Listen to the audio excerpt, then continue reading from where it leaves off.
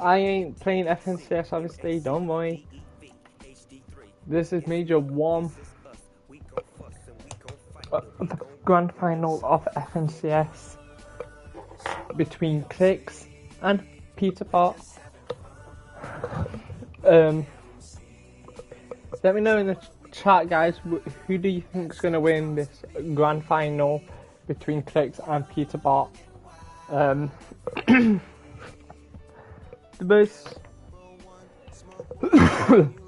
The most people will say probably, yeah, Peterbot or Clicks. It is now officially live. We are going to load in. We are going to go on private though, so then we don't get anybody ruining the game. We are going to load into this. Obviously, we are going to see who wins between Clicks or Peterbot live in FNCS Major 1 Grand Final.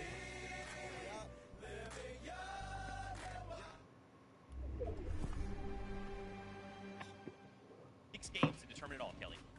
Oh man, I mean, we just wrapped up EU and it's so exciting over there. Sky and Skull walking away as our winners for major number 1 for EU, and then obviously over in OCE, more crazy things happening. Alex being the first ever 7 times winner for the FNCS finals, also getting 7 victory royales. I mean, those are the other regions though, because we are here for NA Central, and if it's anything like what we got to see from yesterday, is that we are in all for some crazy action. Oh yeah. Game 1 starts in 12 seconds. Yeah, you mentioned Chat. it, right? EU kind of popping off earlier today. It was so funny for me to sit there and watch EU because you're kind of reminded that, hey, listen, yeah, we've got this race that's going on at the top. Every single game matters for those guys because they're so close at the top. But then decisions made by those type of players, those top of the leaderboard players, like pushing somebody who's in like 22nd place, 2 spots away from qualifying to the LAN. There's just so much at stake here, and we gotta keep reminding ourselves that, yeah, we are looking to crown an FNCS champion, but we're also looking to have some of these players make it to LAN. Oh man, let's take a look. We have a little graphic here for the players who have already qualified on through to the summit. You can take a nice little look now. Obviously, some of the regions are all done, right? They've got themselves wrapped up, but we still need to see how things unfold for ourselves. Again, as Kelly pointed out, Sky Scroll, congratulations over in EU, NAC. Brazil still waiting to happen, right? Like, especially NA West, lots of big names and stories to conclude. Well, guys, obviously we only have so much time before the game starts. Why don't we get into it? Why don't we start off with this lobby list, right? Or the leaderboard, rather. Top 13 is what we're targeting if we want to hit the summit. Right now, QK and Khan at 197 are in that top 13, right? And even if I look up just one more placement, Muzz and Sphinx only a point ahead. So, you know, Kelly, coming into today, a lot of these players either have to just put it all on the line and hold on to this top 13, or if you're outside that top 13, you really need to do everything you can to break through. I mean, QK and Khan in our final game from day number 1 was a great example to show just how crazy things can shift in a single game. They were on our page 2 for our standings and did that final victory royale of the day, rocking them up to that coveted 13th spot, because that is where the Dusseldorf tickets are earned. But of course, we still have 6 more games to go, and there's still some big names outside of that range pivot, and anything can change when it comes to Fortnite. Yeah, the second page is scary. It'll be interesting to keep tabs on this to kind of see how this is going throughout the day. Obviously, we know how yesterday went towards the top of the standings. 1 point separated first and second place. And who better than Acorn and Bolt and Cold and Rapid to go ahead and fill those spots up. Now, they just had an incredible run yesterday, both of these teams, and it was all about consistency. And obviously, you know, we're in this new little bit of competitive Fortnite where storm surges change and all these players are going to have to keep adjusting their strategies and everything like that. But what made it possible for these two teams to be all the way towards the top of the leaderboard was how consistently they were able to make it into the end game. And Zeke, we know exactly how that starts. It's going to start with some of the damage depth. That's right, man. Let's take a look at some of these numbers. When we took a look at these, we were like, wait, hold on. You said how much damage? But yeah, I mean, as we compare the two duos, I think what's interesting is when we look at zones 1 to 7, Acorn and Bolts, they have more damage, right? But Kelly, when we flip on over to those later zones, it actually flips again, right? Cold and Rapid now have more damage. Well, it's definitely indicative of their style. Acorn and Bolt's liking to rotate early, establish themselves so they can get Storm Surge tags, whereas Cold and Rapid are definitely in-game players. Destroying that mid and low ground Vivid is what they are known for, but Acorn and Bolt definitely have a different play style. Yeah, we can see it right there. First and foremost, zone 1 through 7, Acorn and Bolts have more damage dealt than in the moving zones of the game. Like, that's crazy. Usually, you know, you're box to box with people, you're doing all that shotgun damage, but what kicks it off is Acorn and Bolts are landing all the way on the north side of the map. They have access to a launch pad. They're, of course, going to combine the effects of a mist and an overdrive grenade to make sure that they can fly as high as they possibly can. What this allows them to do is, even though they're landing all the way on the north side of the map, they can kind of fly all the way across the map and still secure themselves a very good position inside of the zone. What this kind of allows them to do is base up, just deal all the damage that they need to do. Like we saw zones 1 through 7, it's an incredible amount of damage that they are able to do. But because they're so safe, because they're able to land in those high priority spots, they don't really take any damage. And with the way that the new Storm Surge works, they're able to consistently make it to every single one of these end games. And that's why they're towards the top of the leaderboard right now. It's so crazy. We gotta look on the other side then, right? We talk about Acorn and Bolts. Let's talk about Cold and Rapid. I think it's insane that we are coming in a single points difference. But for these guys, they're landing middle of the map, right? So talk to me about their strategy. What has led to them being so successful? I mean, it's Cold, right? I think you can just put that name right there and then everyone can see the pathway to success. When he is locked in, he really locks in.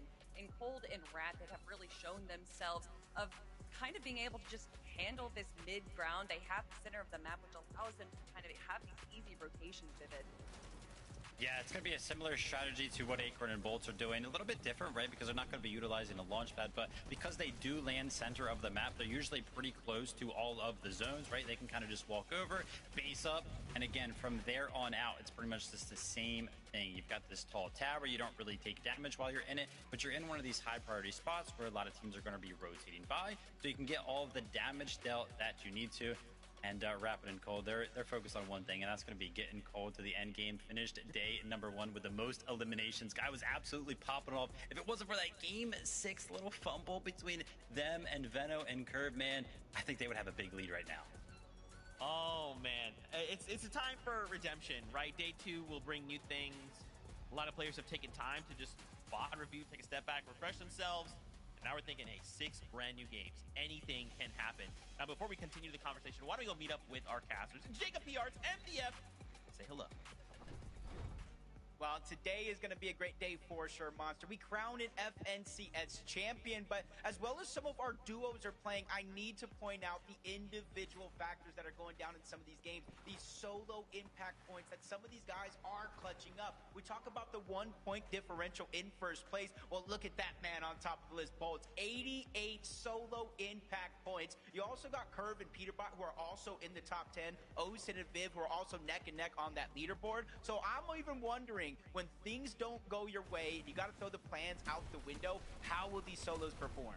Yeah, what's incredible about this is Bolts is the only one of all those players we showed there that is currently obviously in first place coming into day 2. And what's more interesting is this is, again, a notorious duo that when Acorn comes back on day 2 style finals formats, he's usually better than we've ever seen him before. So he's still doing what he normally does. He had a relatively underperforming day 1, but Bolts is just going crazy, really putting the team on his back, really playing exceptional Fortnite, and the highlights speak for itself there, Jacob.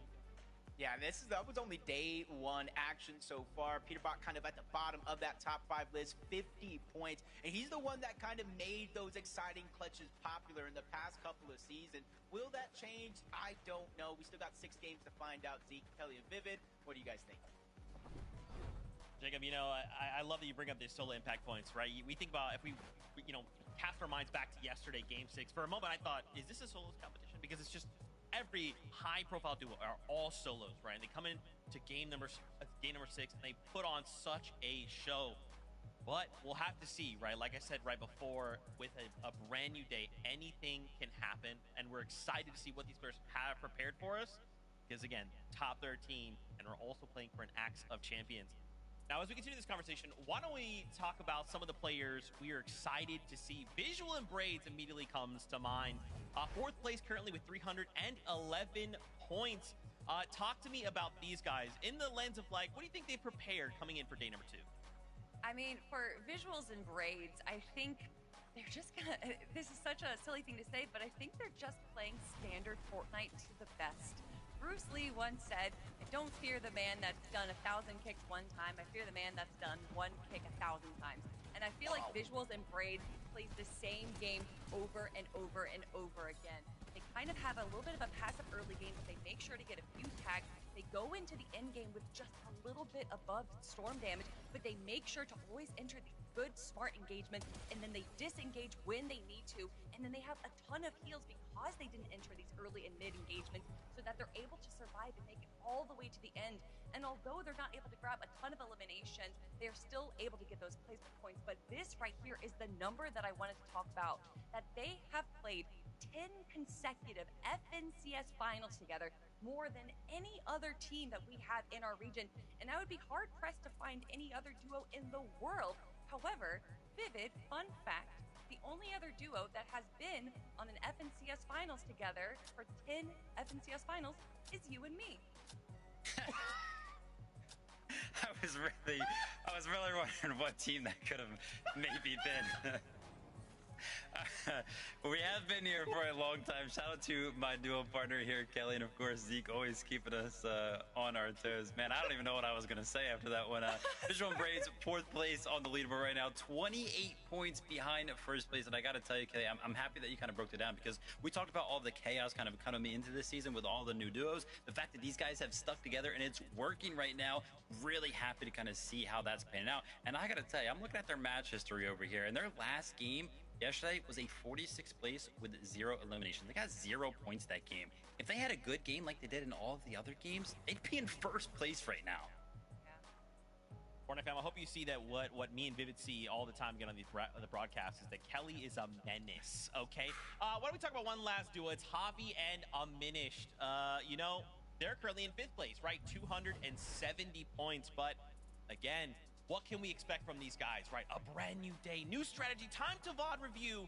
What are we thinking? Well, you say the word new, and that immediately makes me think of how this team formed, and it's such a beautiful story to be written in conjunction with Visuals and Braids, because Aminished is the 3rd of that trio that we saw them compete all last year together, and we know that Javi was originally playing with Reet throughout before Major 1, dropping him literally the week that Major 1 was starting. So to see Javi and Aminished form together and be this new duo with that juxtaposition of Visuals and Braids being this long-lasting duo, and to see them still doing well, playing to what their advantage is, and once again, that is just making sure that they are making it to the end game. And I know that sounds silly, Vivid, but when it comes to the FNCS, sometimes that's the most important thing. Doesn't sound silly at all. Consistency is key when it comes down to Fortnite. And right now, these guys, they have an average time alive of 20+ minutes. So they're kind of consistently making it to those later stages of the game. A couple of fumbles I did see when I was kind of looking at some of our top teams and how many times they've been struck by Storm Surge. Unfortunately for Javi and Aminished, they were kind of up there. I think they each took like 20, around like 20 each, where some of our other top teams, I saw Visuals and Braids 0 times for both of those guys. Acorn and Bolts 0 times. So Javi and Aminished, just a couple of fumbles when it concerns Storm Surge, but if they could fix that, man, they could make a run for that top 3, top 2. They could win it too. Another duo we actually didn't talk about is currently in 3rd place, Agers and Ritual, 331 points. Kelly, that's only 8 points behind Acorn and Bolts. I mean, come on. We're gonna make this happen, right? Yeah, it's Agers and Rituals. They already got Victory Royale. They already got a 2nd place. There's a few games where they're making it to the very end, and they're just not being able to stick together and survive to the very final moments. I'm talking about that 21st and 17th place game that we saw from yesterday. But Agers and Rituals are definitely within contention. It's crazy. Looking at this leaderboard, literally any of our top 8 could make some crazy plays today, Vivid, and jump into that 1st place spot. I'm happy that you mentioned top 8. What about top 7? I see Clicks and Higgs sitting in 7th place right now. They started yesterday so hot. It looked like they were going to run away with the competition. Their high ground, it was so clean. I want to see them return to form today, have a good 6 games, and see where they end up. Good, Viv. Will the rivalry continue, right? They're right behind Peterbot and Pollo, right? Only 6 points behind them. So there's just so much that could happen today. 6 games to determine it all. Fortnite fan, we hope you are as excited as we are. With that being said, Game 7 is ready. Let's kick off the competition. Casters, over to you. You know, coming into today, Monster, I'm looking at the leaderboard, trying to get a feel of who actually has a chance to win. I went in my head all the way down to 8th place, Reed and Cooper. Then I thought Cole and Madden, they're playing well. Veno and Curve, they know how to take over games. Threads and Veer, they have been performing phenomenally. So when I come in today, I'm like, who do you really think can pull off the win? And that's the thing, you know, we have these teams that are notoriously better on day 2, but then again, anything can happen. You see that breakaway performance. Some teams just get a little lucky. Some players just outperform, play above and beyond their usual selves, like we saw with Bolts yesterday, really taking it far here. So Jacob, I mean, I'm with you. I do think, obviously, if you're in the 300-point range, you got a great shot, but you got to prove it first.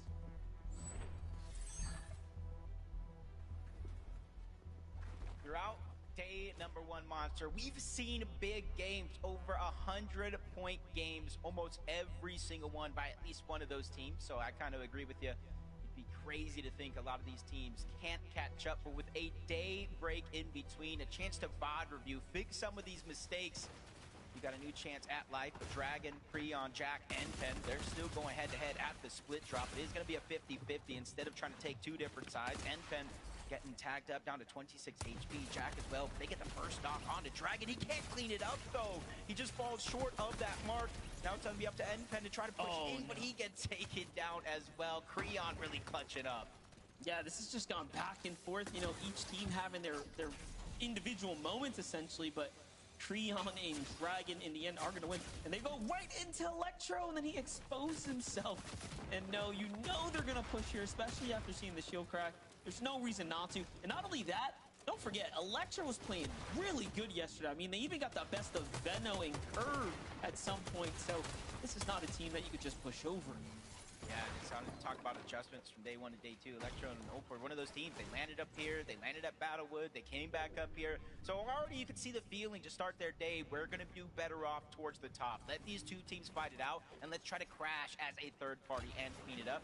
Paper and Rezi, a few struggles yesterday. Paper going down to a little bit of fall damage in the off-spawn fights. But one thing I've learned about Paper over the last 2 years is he's someone I feel like you could never count out. No matter how bleak it looks, he's somebody that usually ends up inside of the bubble. Yeah, he finds his way, man. When there's a will, there's definitely a way. And Paper is a vet that's been around the block for quite some time. And all other teams that I want to see a little bit more from today is obviously Veno's team in the end game. We saw how much of an explosive early game they had, finding all those extra eliminations, rotating into teams like these that are lurking on the outskirts. Jumping in with the early team fight right now is the first for Neo. Noisy have Zifta down right now. Void just playing roll around here, trying to stay in the game right now. They might have given him a little too much space to work with here. Being a 1v1, very interesting position. You really don't want to let him get that res off, but it's kind of hard, and you almost leave yourself open to getting tagged up once you play a little bit too aggressive. Third parties are all around on this side. EO is going to be able to clean up that first knock, the elimination. Scyther quickly goes in, gets the materials. That could be the difference maker in him surviving and going down to Neo. He's looking to press in this fight. Definitely like what I'm seeing right now, but at the end of the day, Neo gets a little opportunity to back off, and it's good for him to do that. They understand the general area dynamic is that there are other duos here as well, right? This is no surprise to them, at least, obviously, given yesterday they had all types of third parties show up. Tyler and Chance on the other side seem to be doing things a little differently here. From Battlewood, they know that team is towards the south. That's going to be Slips and Toronto. They're lurking up on one. Just a little cheeky shot, not much to build confidence. They realize they have the numbers advantage. They're trying to take it while they can and instantly get that first knock onto Slips without even taking too much damage, Monster. That's one thing we always point out in moments like this. It's great to get the elimination, but how much damage did you take back because of Surge? Threats, Veer winning their off-spawn fight as well, but you got to be careful. Veer was down to a sliver of HP. Yeah, talking about that damage exchange, that's not the kind of position you want to be in when you're finishing it up. A lot of it obviously getting gifted right back to the opponents. Such a different dynamic, the way Surge plays out. Chance and Tyler doing a good job right here, though. Pushing down Toronto. Toronto missing those important shots that are at least going to buy him a little bit of room. Gets one counter fire off, but in the end, Tyler, Chance find themselves with a clean elimination here. And Jacob, a lot of players are now officially eliminated this game. We're down to just 76 or so. You see even Peterbot there, recognizing that they have to play for a big game right now. You know, Peterbot's someone that yesterday towards the tail end, I'd say the last 2 or 3 games, seemed to be playing really aggressive in the early game. Yeah, I think you kind of realize, especially with a lot of these teams, Clicks Eggs, Peterbot, Boyo, and you even saw Acorn and Bolts in some instances where they were either on the line of Storm Surge barely ahead or in some instances below that actual damage threshold. So sometimes you're going to have to think differently and probably pull out one of your tricks. We know Peterbot can get aggressive and flip that switch in a moment's notice, and I think a lot of players are feeling that same way, whether they're contested or not. I think Kelly was one of the ones that spoke about the point differential in eliminations from a 1-point format, a 3-point format. This is 4 points per elimination. We broke it down yesterday. The very last major that we had in NA Central was decided by 3 points. That's 1 elimination. Honestly, that's 2 placings difference to winning the actual FNCS. Yeah, we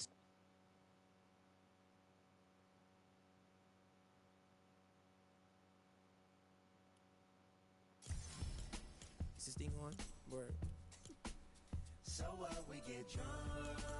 So what, we don't sleep.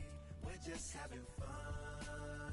We don't care who sees. So what, we go out. That's how it's supposed to be. Living young and wild and free. So what? I keep them rolled up, sagging my pants, not caring what I show. Keep it real, if you don't know me, keep it playing with my bros. It look clean, don't it? Watched it the other day, watch how you lean on it. Keep me some 501 jeans on it, roll up bigger than King Kong's fingers and burn them things down to they stingers.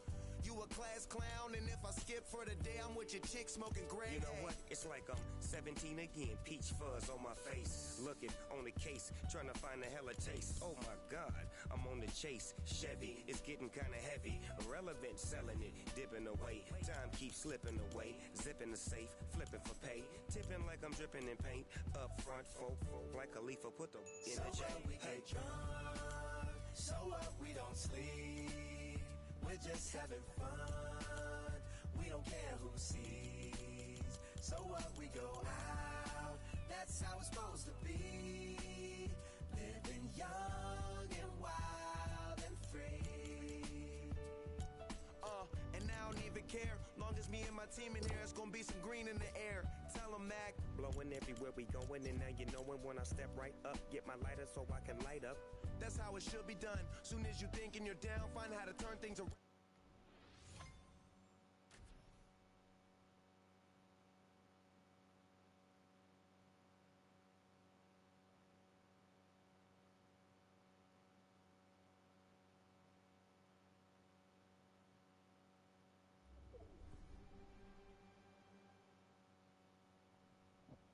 Definitely. Or you can think about how aggressive they were playing. They were actually leaving their POI to try to fight other teams. So for CDC and Raven, maybe some of their strategy revealed to them, like, we can kind of come around. They might not even be here. Clearly not the case here in Game 1. Virtual Agers can't quite catch a lurk on.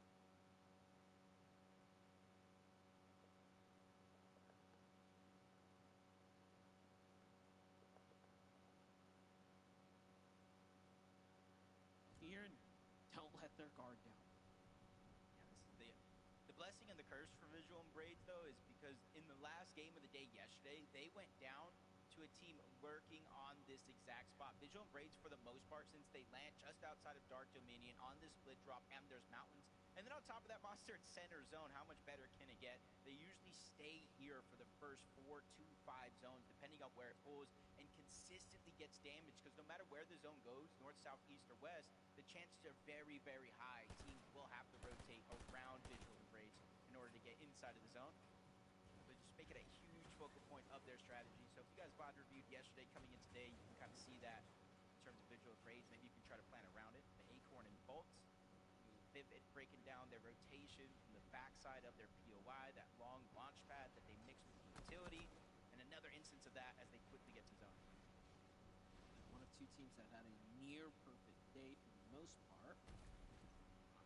in rounds, but talking about teams falling short right now. You have Greek falling here. Off from a team in the distance. Muzza Sphinx recognize the danger immediately after the Flowberry miss comes down, and in they go to get the finish up right there. It does seem like they are now rewarded with all that extra loot. Cooper rotates right into CDZ Raven, puts down some good pressure onto Raven there. But do they recognize there could be just a solo here on the other side of the wall? That is the question here. I think Cooper knows that he's in big danger here, so off he goes. And it's just continuously getting worse. Look at where he's rotating into. Peterbot and Boyo. And they're one team for certain. If they know you're a solo, especially isolated like this, they're gonna go. They see Cooper trying to rotate in. Big damage coming out from the both of them. Cooper backed up against the wall. They continuously try to spray it in. Just one of those shots needs to breathe through the builds in order to connect, in order to get that elimination. But Cooper is swiftly moving in and outside of these builds. Drop the bids. Is able to get minimal amount of shield.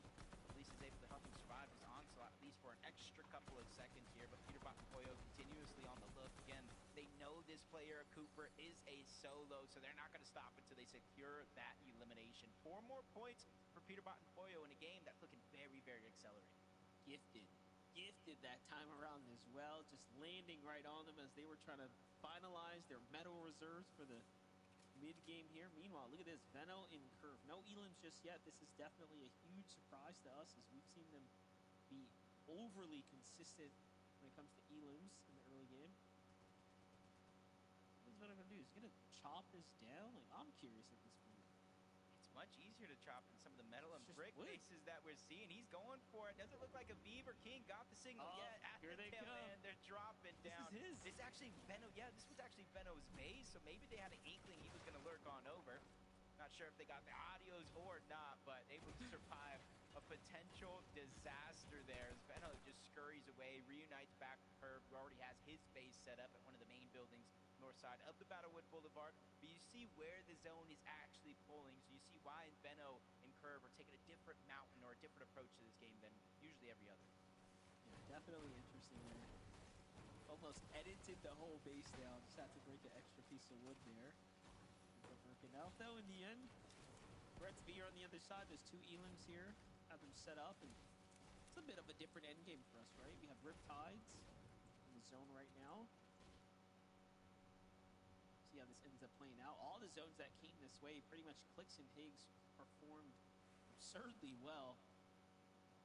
See if they can continue to pick up the pace here and propel themselves back into a top 3 position. Cold and Rapid on the other side were the team that was finding all those eliminations in the end game, right? The amount of success Cold and Rapid managed to string together when it came to end game eliminations clearly showed on the standings, Jacob, given that they had just an insane amount of points based off the elims alone.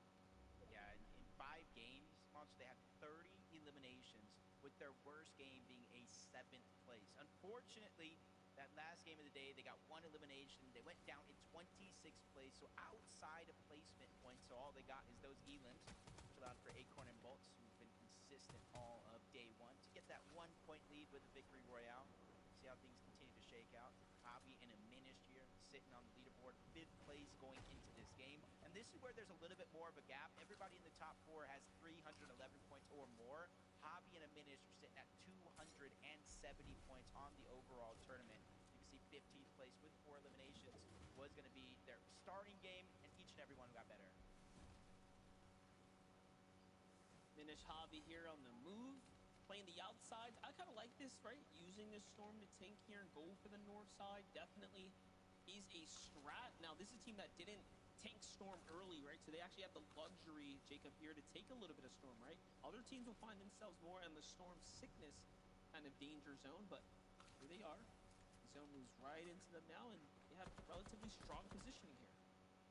Yep, on that mountain. So you can easily pull off of that mountain, but if you're up there, you can shockwave off, go ahead and take high, or just simply use the running shockwave to cover distance. 5th zone, going into 6, so it is going to be a 2 tick of damage if you're inside of the Storm. Going to change it into a 5 in about 20 seconds when it does close. But you're seeing why a lot of these teams are staggering themselves so long into the Storm. They have extra white HP heals, and they just want to dodge all the chaos of this mid-game, where typically you will take damage from other players trying to rotate in. Visual and Brave, they spot out Max, they spot out Moppings in the distance, and you see them kind of build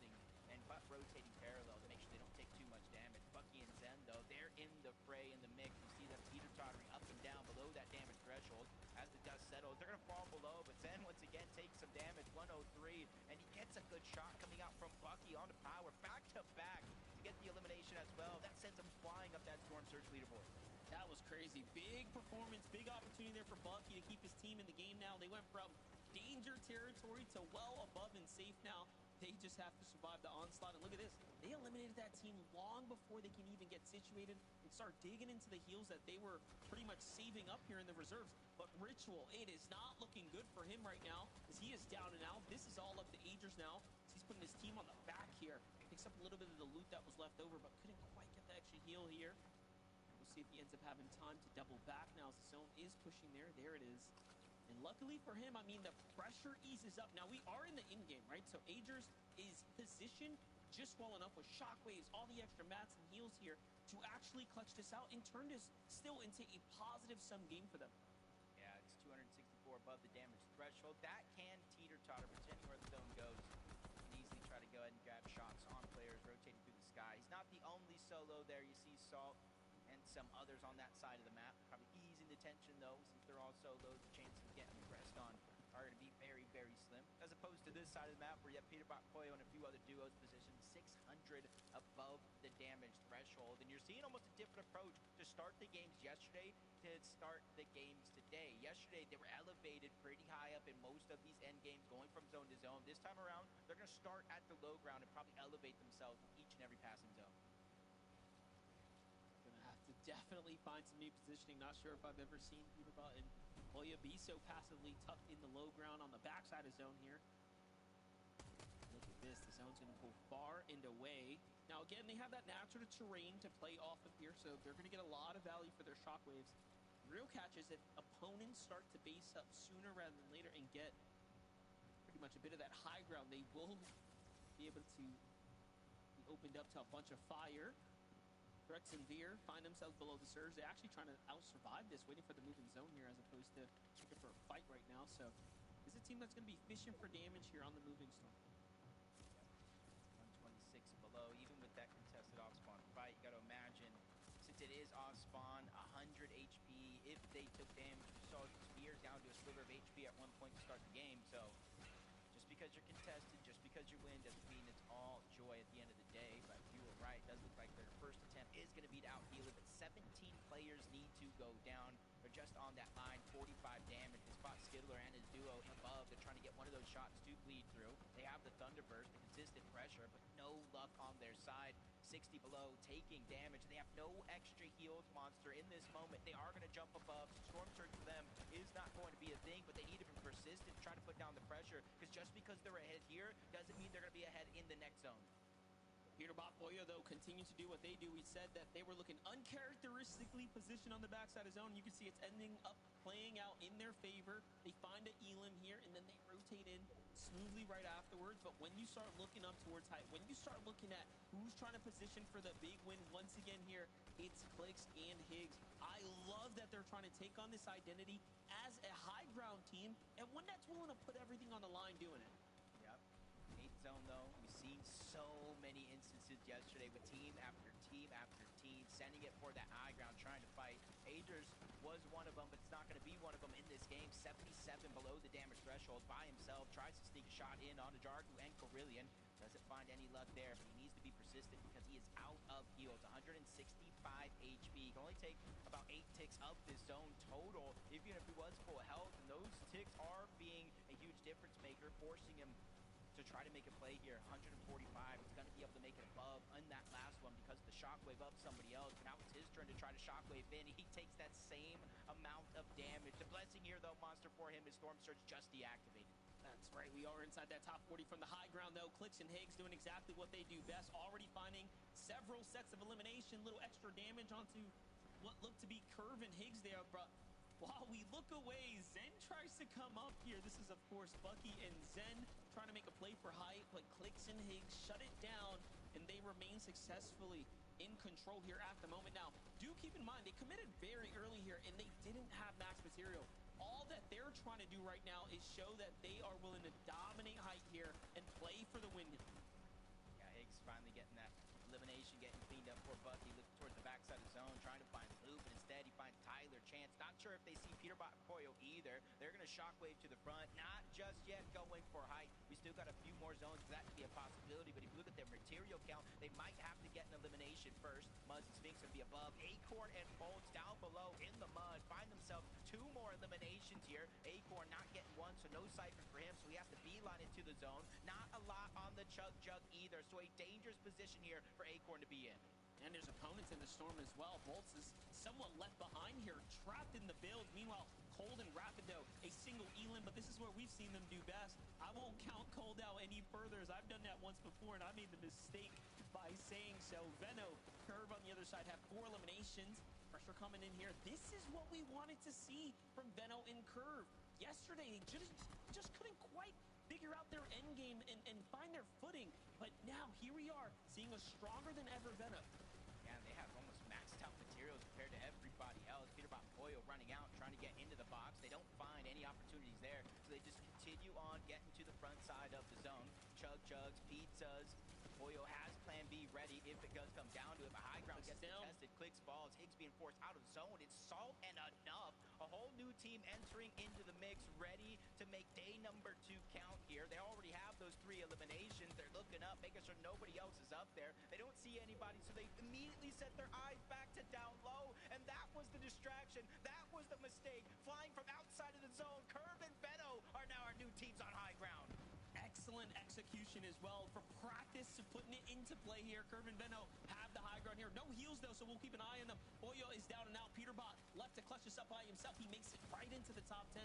It's a little bit of HP there, but unfortunately will fall just short. Now Curve and Veno assessing the situation here. They have Max to play with. They have the height and the distance from the rest of the opponents, but can they put the pressure down?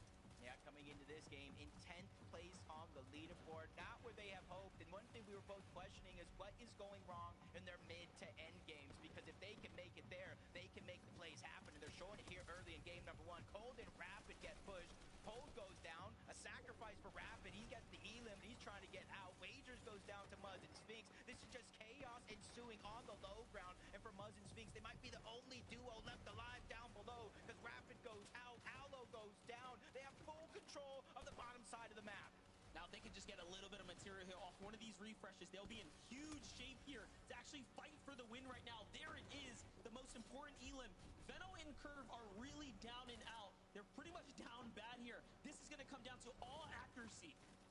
See Veno just trying to use the audio visuals. The mythic pump takes down Sphinx, gets the Siphon, or at least he's trying to keep himself alive, playing Disruptor against Muzz. Curve and Veno start day number 1, game 7 on fire. And Veno is that guy. He's the guy that we knew that coming into a second day, he's going to tweak the game plan. He's going to make sure he's going to be able to perform here, Jacob. And they did just that.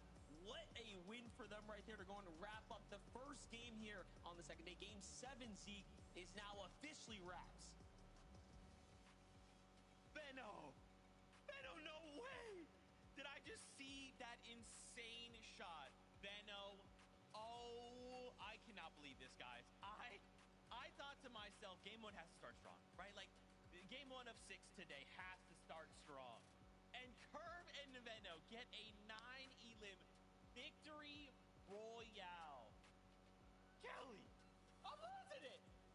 Yes, you are, but they aren't. And I think that there was a lot of us wondering if they were losing it after day number 1, ending the day off in 10th place, which, you know, reasonably isn't that bad of a position. But when it's Curve and Veno, we were kind of expecting them to be in the top 5 after day number 1.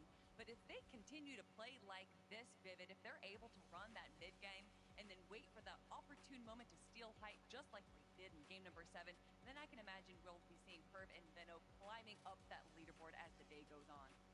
I mean, Veno coming over to NA, he was one of those players that people were kind of expecting to see up on the high ground, and that conversation kind of fizzled out. It felt like kind of, you know, coming into these grand finals, Clifton Higgs, Peterbot and Pollo, they were the 2 main contenders that everybody was kind of talking about, and it feels like finally in game number 7, we get to see exactly why those initial thoughts of Veno looking to control the high ground were even a thing to begin with. And I gotta tell you, this is very, very scary for this grand finals and everybody that was above Veno and Curve at the start of today, because yesterday in day number 1, they did not have any singular game where they got better than 10th place. This was their first time jumping into the single digits of placements, and they win it. and they look disgusting. I mean, that shot right there from Veno, you guys couldn't see me. My jaw was literally as far down as it possibly could go. He looks like he's in form right now. The duo's looking good. They made it to the end game all the way, and they were on the high ground. I don't know. I'm scared. Oh my gosh, this is why sometimes we talk about like day 2 teams, right? Day 2, they come back even stronger. Has Veno been set free? Is he off the leash? Is he going crazy? Oh, wow. Okay. Don't worry. We still have 5 games left to go. We're going to take a short break. When we come back, you know we have to take a look at those standings because there's been some changes. We'll see you in just a minute.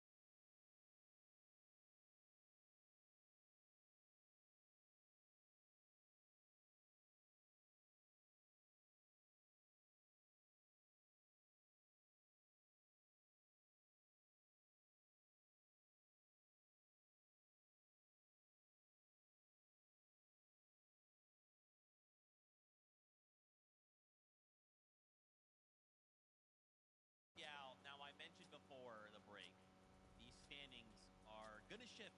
Kelly called out, Curve and Veno were in the top 10. You know, that's kind of crazy. But, you know, Kelly, it just takes one game of Fortnite to kind of change everything around. And, of course, wouldn't you know it, Curve and Veno have actually jumped up from that 10th place. 327 points. I guess, Kelly, without spoiling it, where do you think they landed? I'm going to answer for you. Top 5!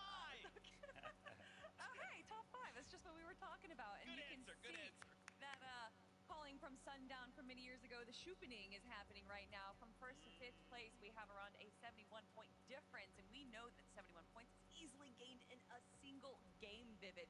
So to see Curve and Veno, who are at the bottom of this list in page number 1, jump up all the way, I feel like not only inspires me, but also inspires the rest of the lobby to do the same.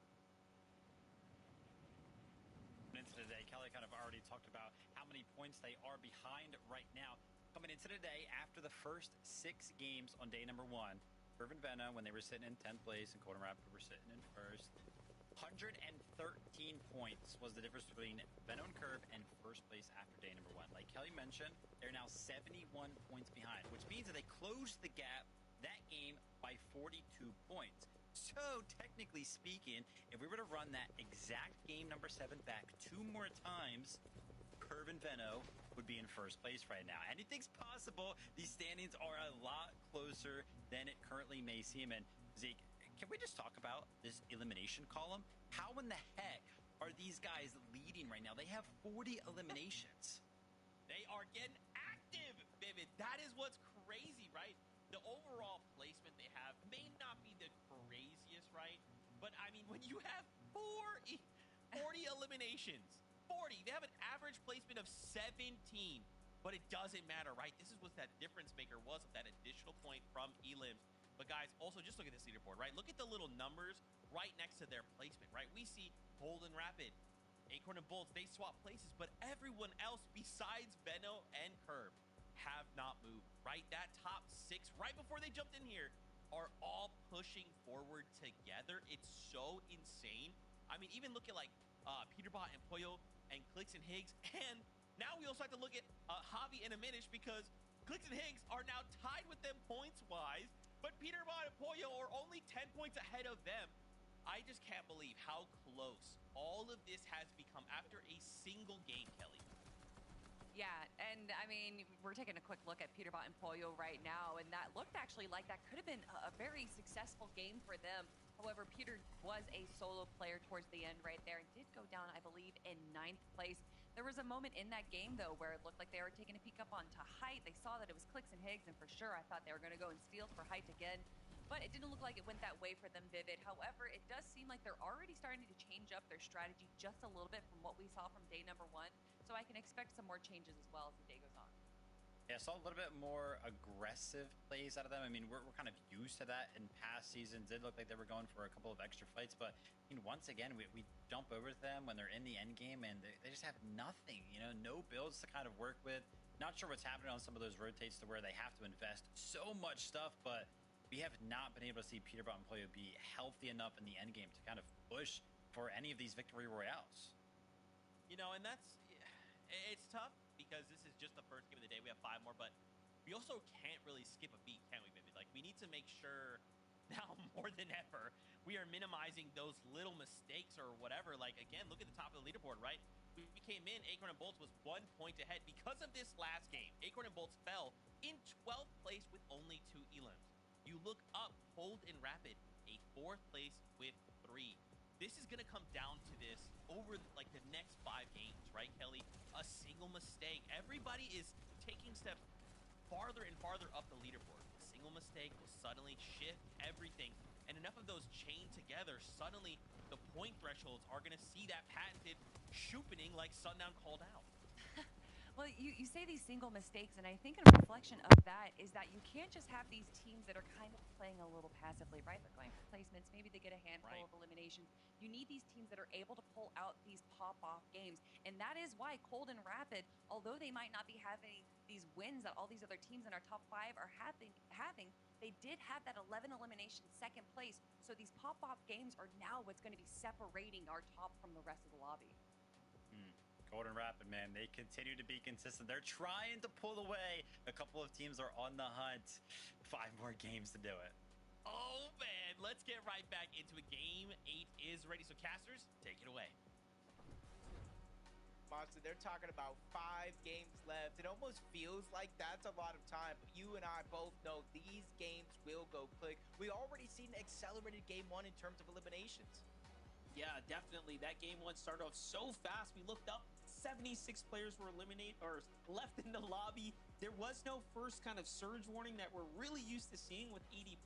So we just kind of jumped into the mid game and things were so different. The dynamic, you can tell, is already shifting. You know, there's something new in the air here, and our top teams are starting to break away. So let's just go on the battle bus one more time.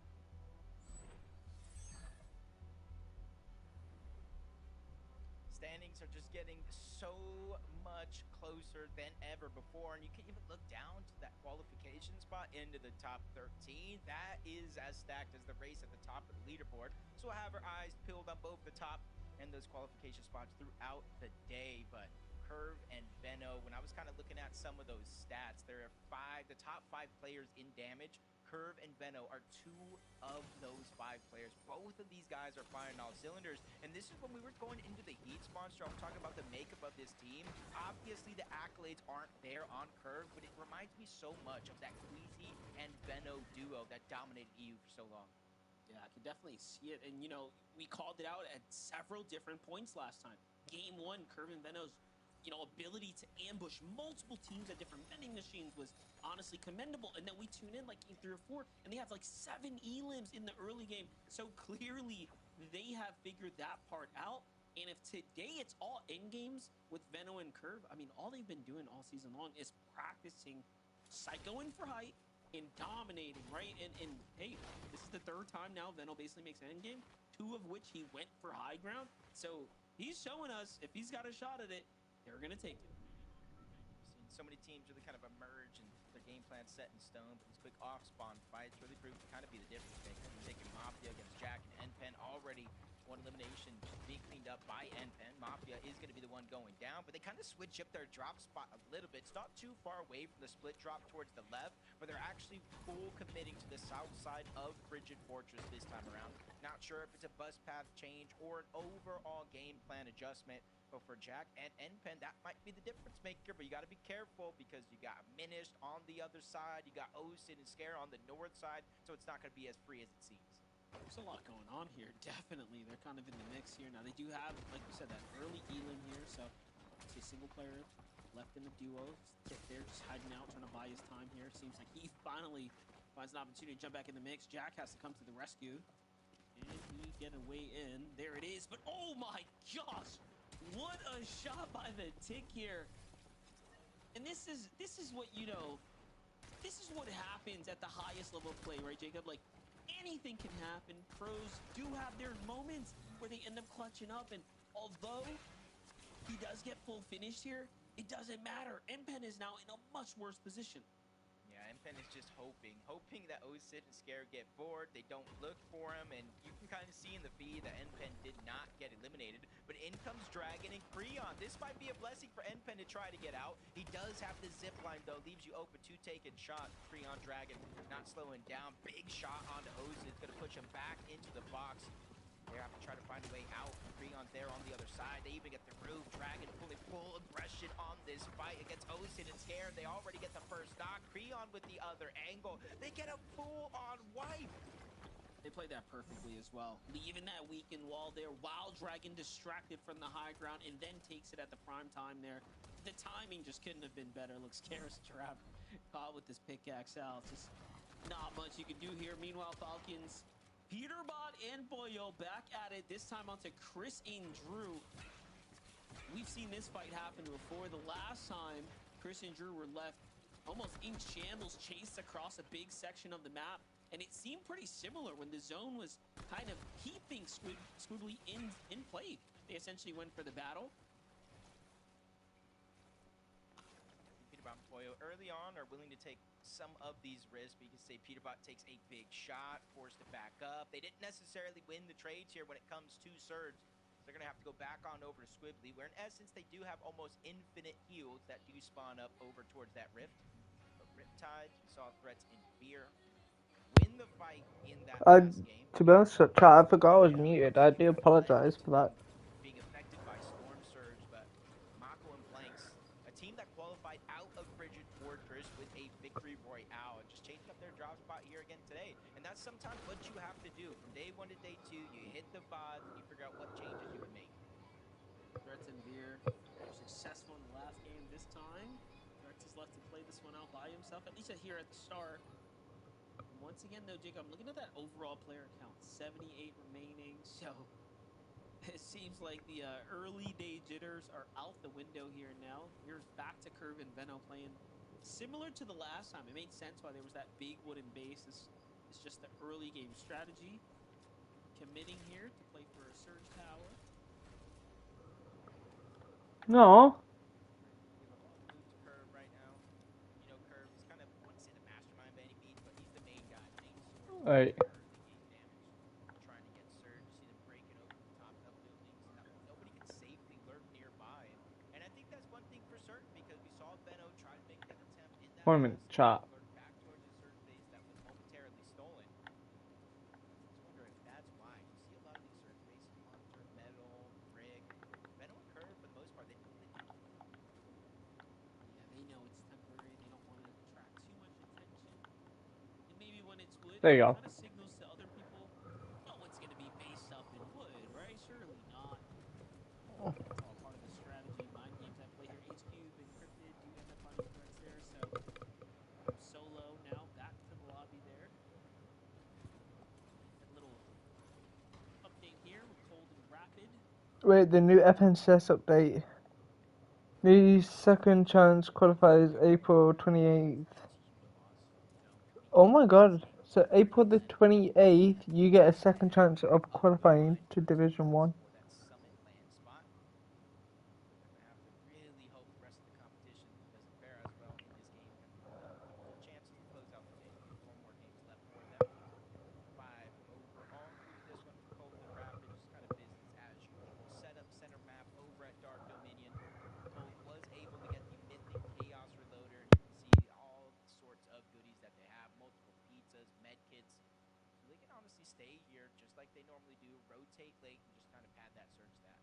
Yeah, at least 4 or so games yesterday. I think whenever we tuned in, essentially, they had a Mythic shotgun or AR or otherwise. So they have had a fair amount of success and a little bit of luck finding their loadout situation. Bolt and Acorn in a fight against Electro and Volk right now.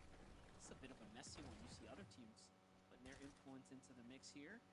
Throwing their ammo into the bucket, if you will. Electro manages to sneak out the side, though. Turn things around, puts himself in between those firing shots.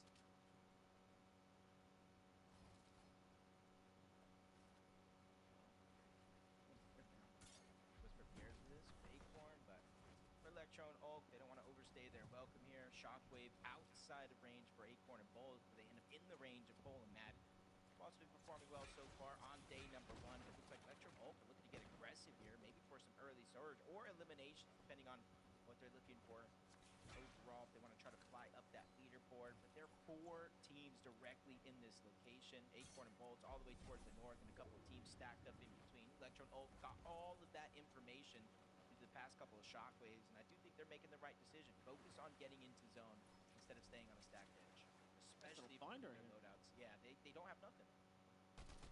A couple of fished up floppers already. They're going to have to get their material count back. But you saw there, Cold, they thought they were spotted out. That's why they based up almost defensively out the gate, which gave Electro the signal. Yo, wait a second. These dudes are hiding from us. Like, maybe we should take this fight. Things ease out, though. Peter Poyo back at it right now, finding CDZ and Raven here. It's like the worst nightmare for CDZ and Raven. You know, we gave them a lot of grace yesterday as we watched them continue to improve game to game, but whatever they're doing right now, they're ending up in the warpath with Peter and Poyo. I don't like it. I'm sure they don't either. Hey, they almost got down onto Poyo. That's maybe a non-factor. He does clean up that elimination. It almost makes you wonder, CDZ and Raven rotated in towards Squibbly in that last game. They did not fight Peterbot and Poyo. So they're probably thinking, like, Peterbot and Poyo, they're not going to be here. They're going to rotate on out. This time, a whole different plan for Pete and Poyo. They stay around Squibbly Shores. They spot out the team rotating in. They just fight for those eliminations. 8 more points for them as they continue to rise up that leaderboard. They close the gap already with game number 1. And they're already closing the gap again, depending on how many eliminations that Curve and Benno have been able to get so far. This game started with a 13-point lead between 5th and 6th place. Well, they've already cut it down to 5. Yeah, Quicks and Pigs want to do that as well. I mean, clearly the #1 problem with their entire situation right now is that they need way more eliminations. They came into this with roughly 15 or so. If you look at all the teams inside of the top 10, they are definitely towards the bottom of the elim activity. Their placement points are exceptional, though. And I mean, they even do have those 2 wins. Like, let's not forget that, right? Like, that's super impressive all in all. For a moment yesterday, had me believing Clicks Higgs two-time FNCS champions. He's going to be able to channel that. They're not going to get high elimination games. They really need to start picking up consistent placements inside of the top 5 as Aegis and Ritual. Uncontested at Sandy Strip. For the most part, this is one of those POIs we don't see very, very many teams rotate in and around. I think they know how aggressive Ritual and Aegis and how long they actually stay at this POI to protect that mini machine. Get some early surge and avoid rotating around so they don't take any free damage to some of these other teams. Rotate late in the next couple of zones, but for Hobby and Diminish, they've already made it priority to rotate in towards the zone. Not too far away. If you look at the mini-map, those little blue arrows, yep, that's visuals, that's Braids, kind of taking a page out of their playbook, elevate themselves on a mountain in the center of zone, and hopefully teams make mistakes rotating by. Yeah, their strategy hasn't changed. I mean, even last game was not too bad. If they could have just pushed it a little bit further, they'd be sitting still inside a third, but 16th is still an end game, you know, overall. However, the big points start to really add up if you break into the top 10, closer to that top 5. Nothing Sphinx here.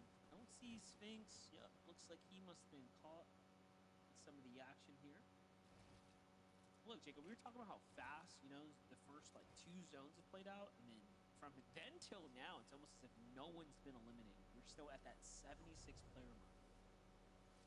It's almost the feeling of some of these contested drops or the surrounding lands, a little bit of freedom, because everybody has that time limit where they have to drop, they have to get their loot, they have to mat up, they have to grab their resources, so maybe that's the little window of opportunity some of these teams are going ahead and taking for their own. Play out here. Aggression is going to be the name of the game if you're looking to make up with some of those points. We've seen Benno and Herb already doing it. We've seen Peterbot come online with doing it. In instances, we talked about some of the solo clutch impact points monster. Aegis wasn't necessarily on that list, but if we would have kept the list going for these last couple of games, added on top of that, Aegis did move, I believe, into the top 5 of solo clutch players.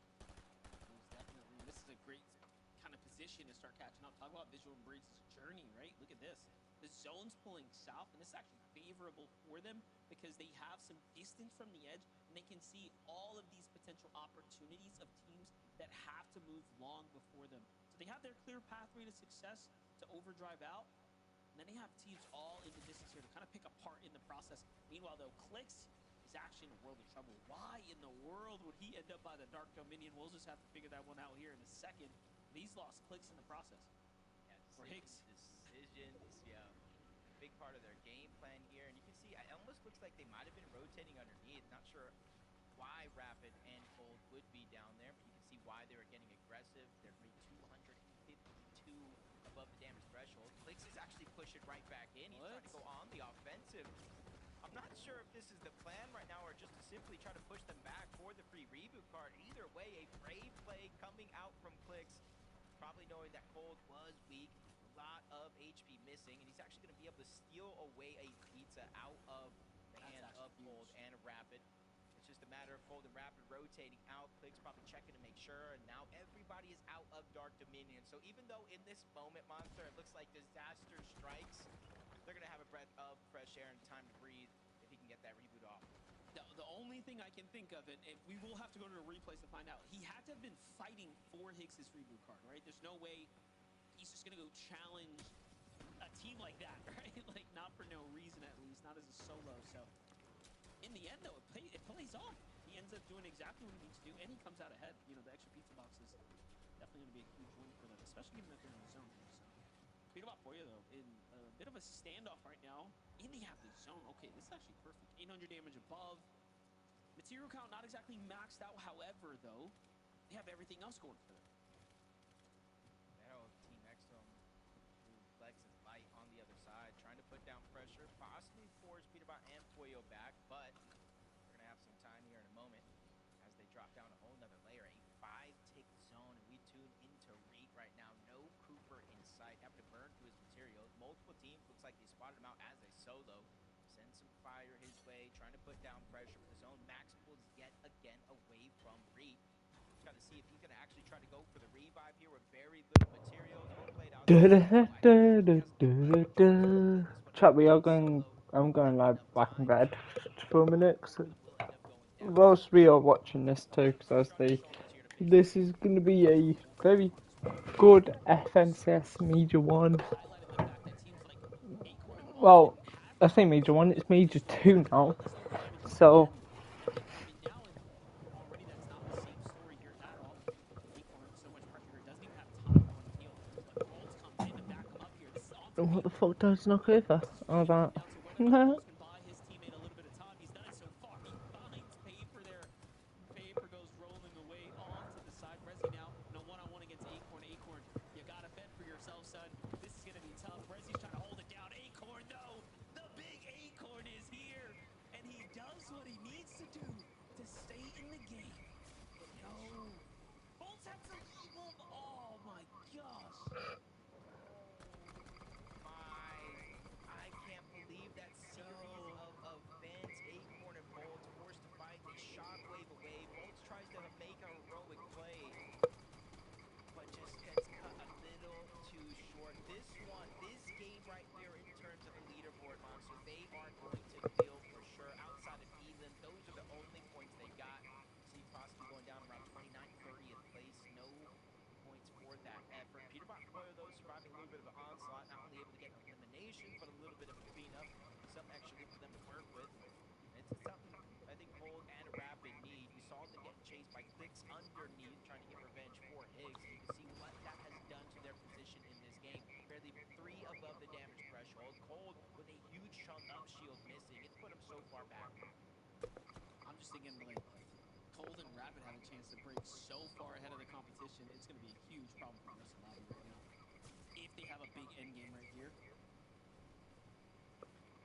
No one's played perfect, though. I feel for him here, just taking damage from Storm, taking damage from Storm Surge. No extra HP, he's 9-3 below. It's deactivated for a moment. And oh my, that's the only moment he needs. Literally, if it was still actually active, Monster, he would have been ticked down for sure. But Reed making a play.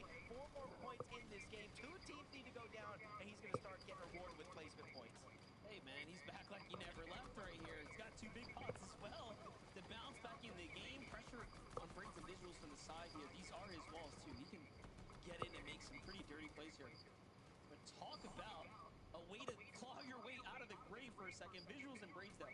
Look at what happened here. Just shortly before they made that rotate, they actually find an elimination there, an important one as well. At 3 HP, the Siphon is what's going to keep them in the game, remaining competitive. I saw that while we were hopping around, Clicks actually eliminated too. So we have some pretty big top 10 teams now fully out the game. This is going to shake up everything as we know it. 68 below, though. Visuals, Braids get a little moment to breathe, but it's not going to last very long. See Braids having some extra shield, allowing him to take the tick, but I'm not sure he's going to be able to find the damage, especially in a zone like this. Curvin Benno, we saw Shockwave from the backside of zone to contest the high ground. Nobody's really making themselves known as the team above the rest. They're not necessarily ready for it. 8 zone, sometimes we say it's a little bit too early, and I think everybody has that same sense in the back of their mind. Same with the Shockwaves making Looking for zones, but now Aegis and Ritual looking at what's in front of them. That's Letsy, that's Raging, putting down damage, trying to spray through the box. A couple of those are going to connect, but not enough to give them the green light to go.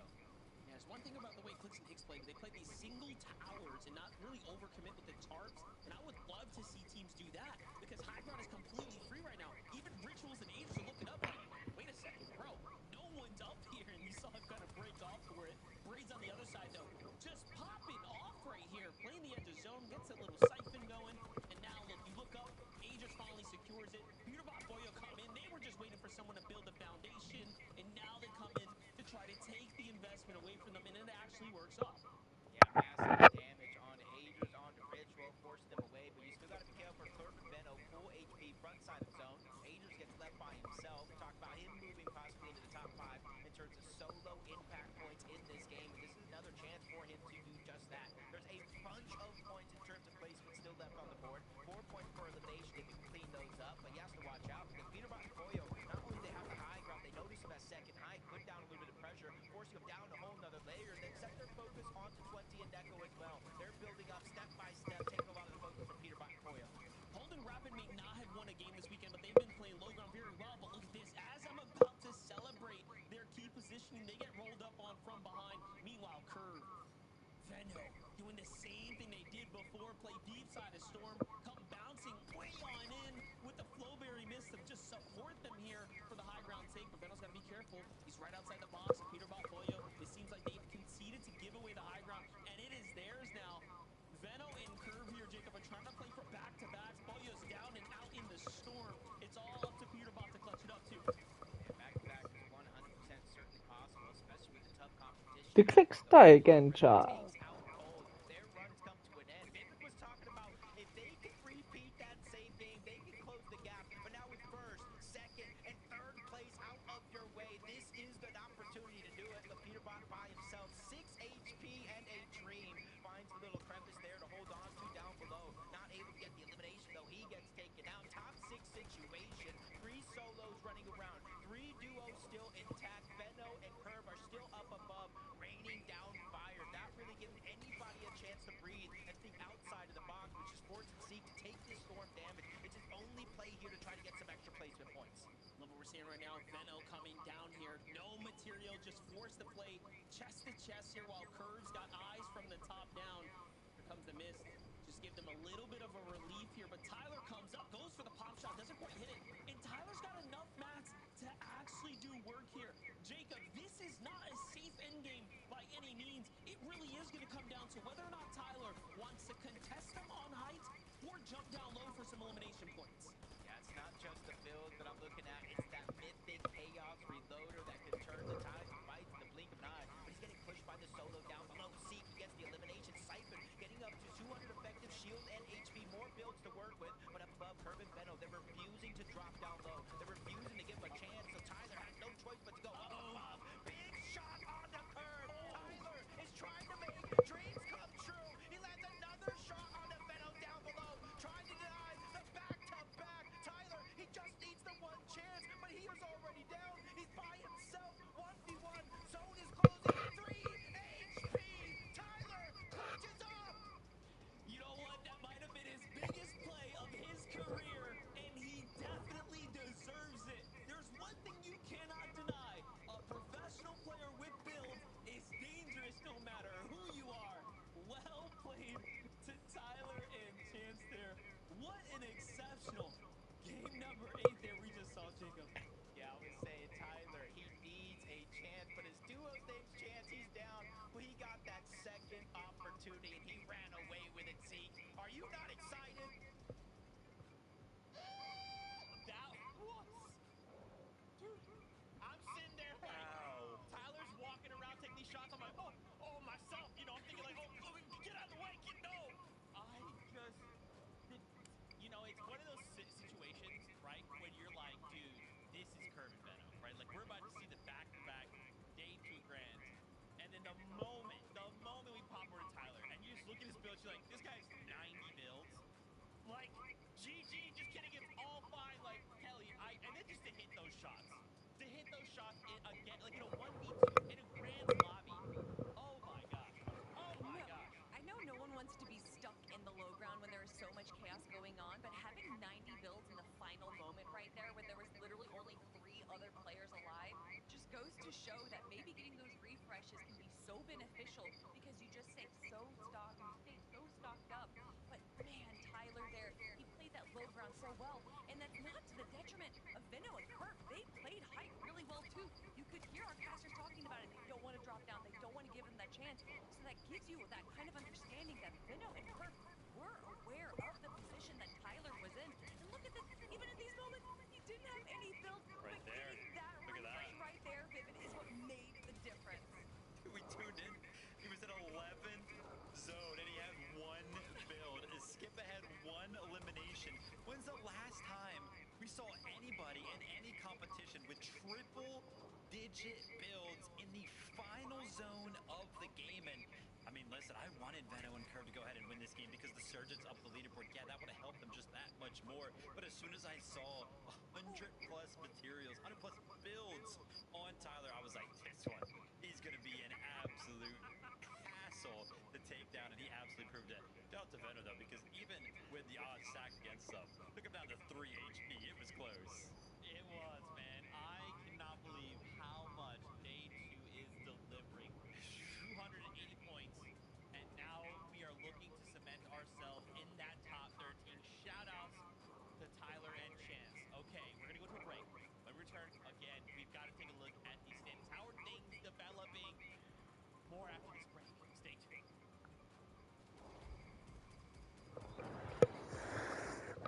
2 minutes break, chat. We got 2 minutes break, ladies and gentlemen. 2 minutes break.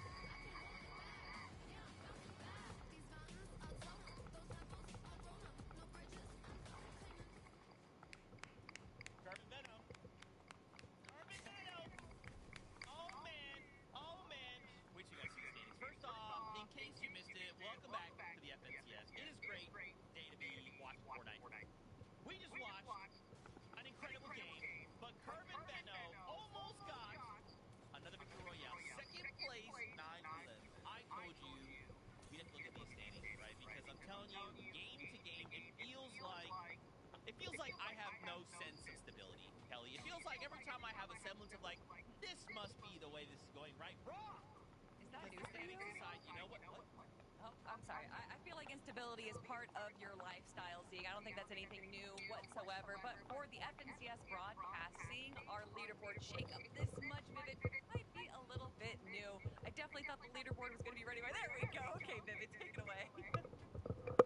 Curve and Venno started the day in 10th place. I talked about it. They were 113 points behind first place. After just 2 games, they're now 27 points behind first place. And that Elim column, it just keeps getting crazier. Zeke, you talked about it. It was at 40. Now it's at 49.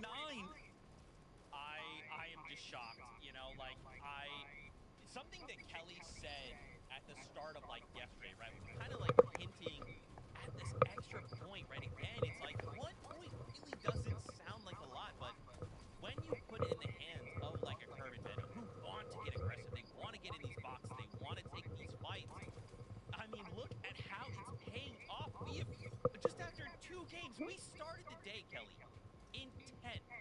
We are now second. And it's not even like they're just kind of running on the low ground, getting these eliminations. No, they're also making sure that they're stealing height, checking high ground, making sure that they're taking away other opportunities from other teams. So it's not, again, what are they doing right, but what are they taking away from everyone else? And Curve and Vino are doing a great job with those sneaky height steals that we love to see Acorn do, and to see them use that strategy to be able to even just punish height. Obviously, coming into this final moment, the 1v2 against Chance or against Tyler, probably not the position that Veno wanted to be in right now, but regardless of that, they are pushing themselves up the leaderboard right now. And, you know, I'm looking at EU, the most eliminations we saw out of a team coming from Europe was Sky and Scroll with 57 eliminations, and looking to see 49 for Curve and Veno.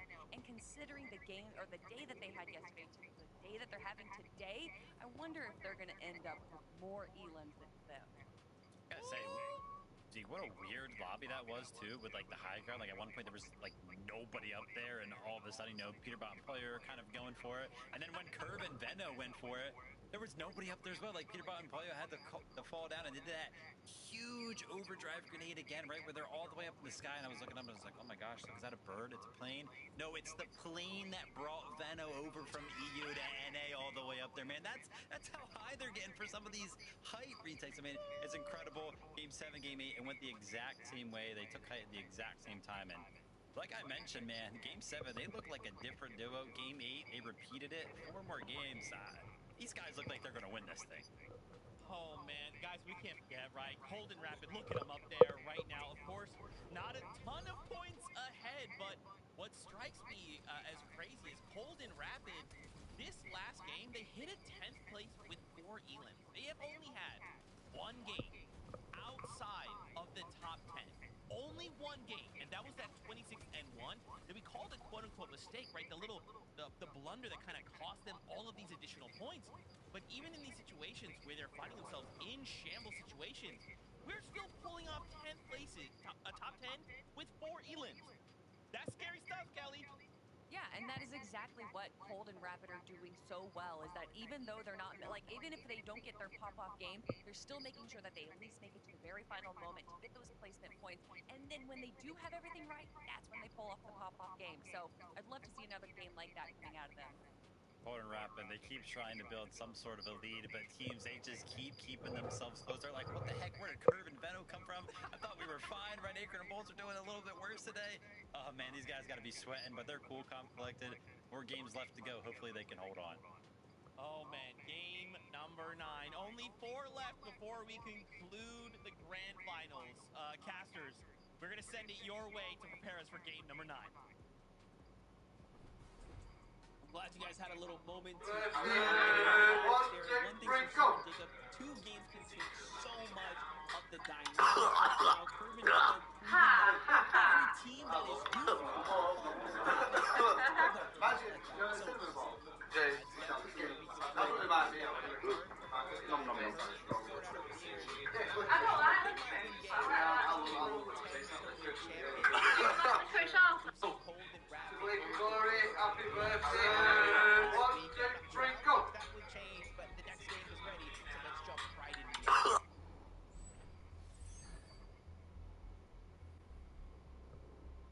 Major 1 Finals Game 9 begins here and now. If you're just tuning in, you've missed quite the weekend. The ups, the downs, the emotional roller coaster we have been going through is all coming to an end here soon. Just 4 games ahead of us now, Jacob, as we're getting into the deep end, the deep water of this Fortnite competition. And Curve and Veno just proven to us that, hey, yesterday, they clearly had everything on lock. Things just didn't quite line up for them in the end game.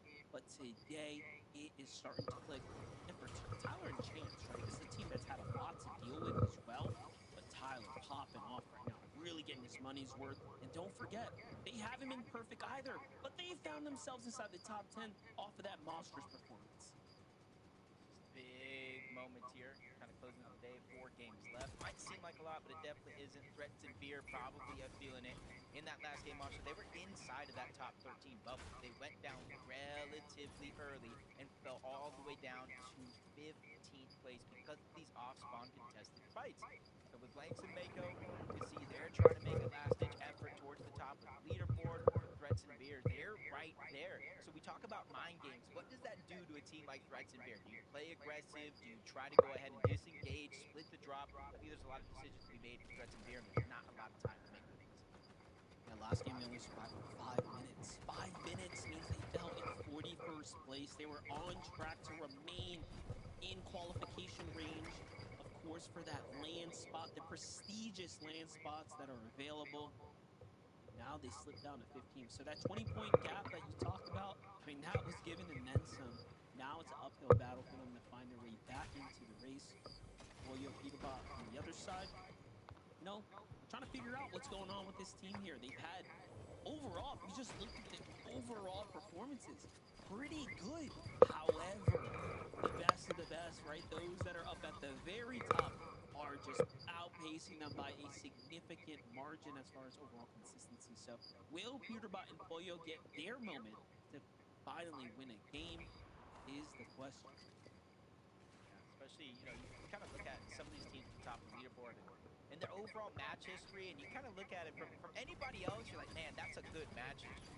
But for the teams like Peterbot and Pollo, the teams like this Clix and Higgs, when you start off the first 3 games for Clix and Higgs with victory royales, it kind of sets the tone and the pace for the rest of the tournament, but then things don't necessarily go your way. With one of the best POIs, they got 4 games left. I think anything is possible, especially since the last couple games to start the day. They have their head on straight. They're still staying to their plan, going for high ground when they can. It's just unfortunate. I think more and more teams are ready to make the risk with everything on the line today.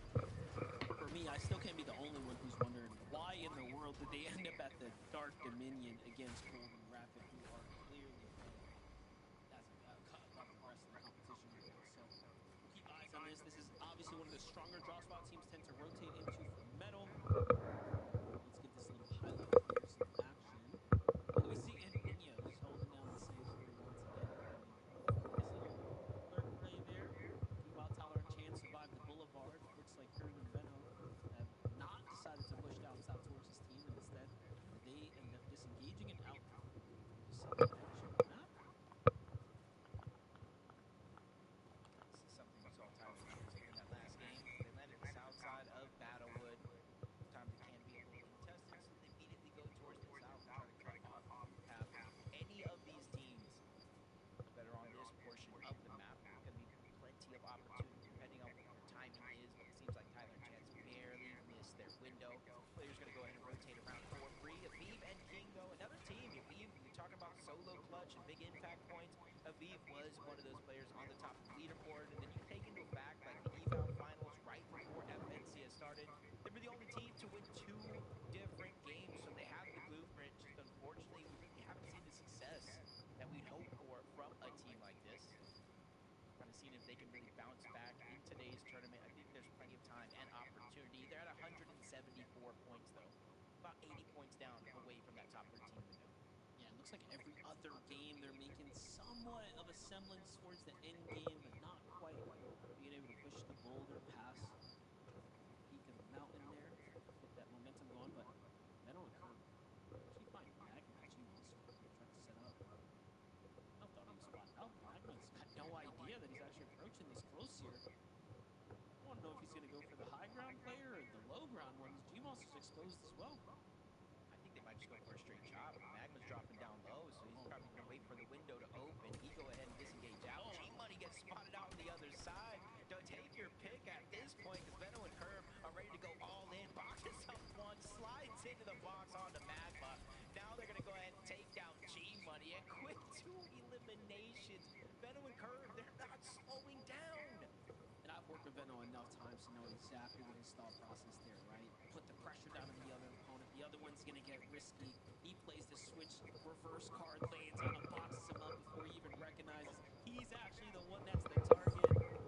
Venno is just playing different right now. And again, this is no different than what we saw yesterday. They have been... I think Clix might have died again, chat. Now that they're Off finding spawn. kind of formula, right? The solution to their problems. That's why they've been able to close this gap so fast.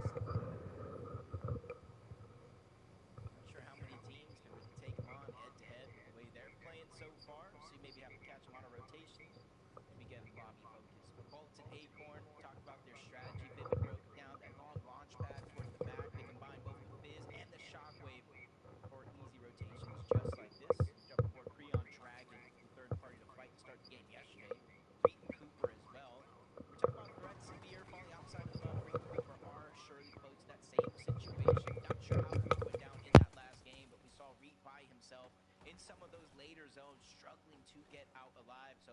is going to be a little bit of a makeup game, a little bit of redemption to kind of build that confidence back up. Unfortunately, we got tagged back in exchange there a few times, so just giving away some of that damage that they're, of course, hard earning.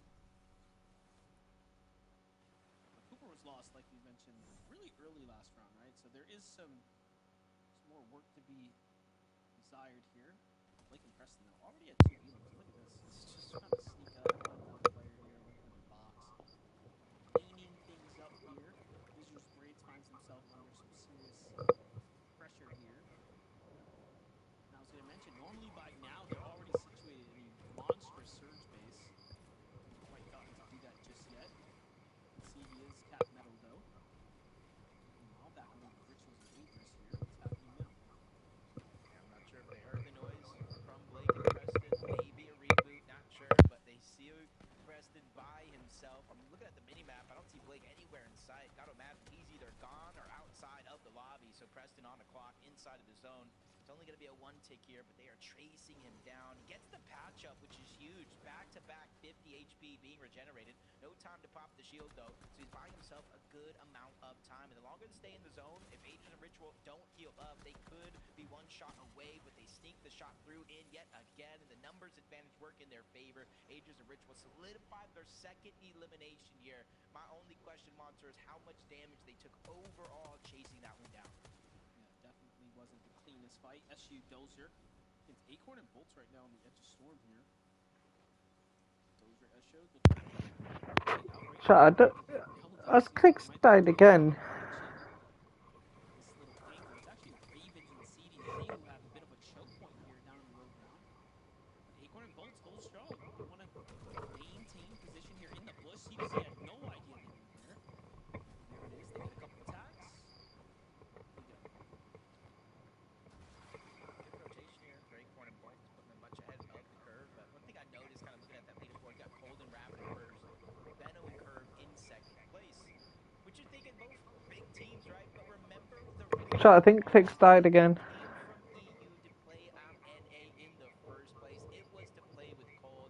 They had a bunch of lackluster performances, which caused them to split different ways. At one point, you saw the Peterbot and Koyo split up. Benno was going to play with Peter, but then he went with Curve. Cold was like, I'm going with Rapid. They already qualified for the Reload Elite Series final, so they already had that chemistry. I think the community saw that one coming from a mile away. So it's interesting to see 2 teammates broke up, now fighting for first and second place on the leaderboard. That's right. And Minish has that land experience as well, right? So bringing something totally new to this little team here. And if they continue to do what they're doing and stay on track to make it to land, that's going to pay off for sure. This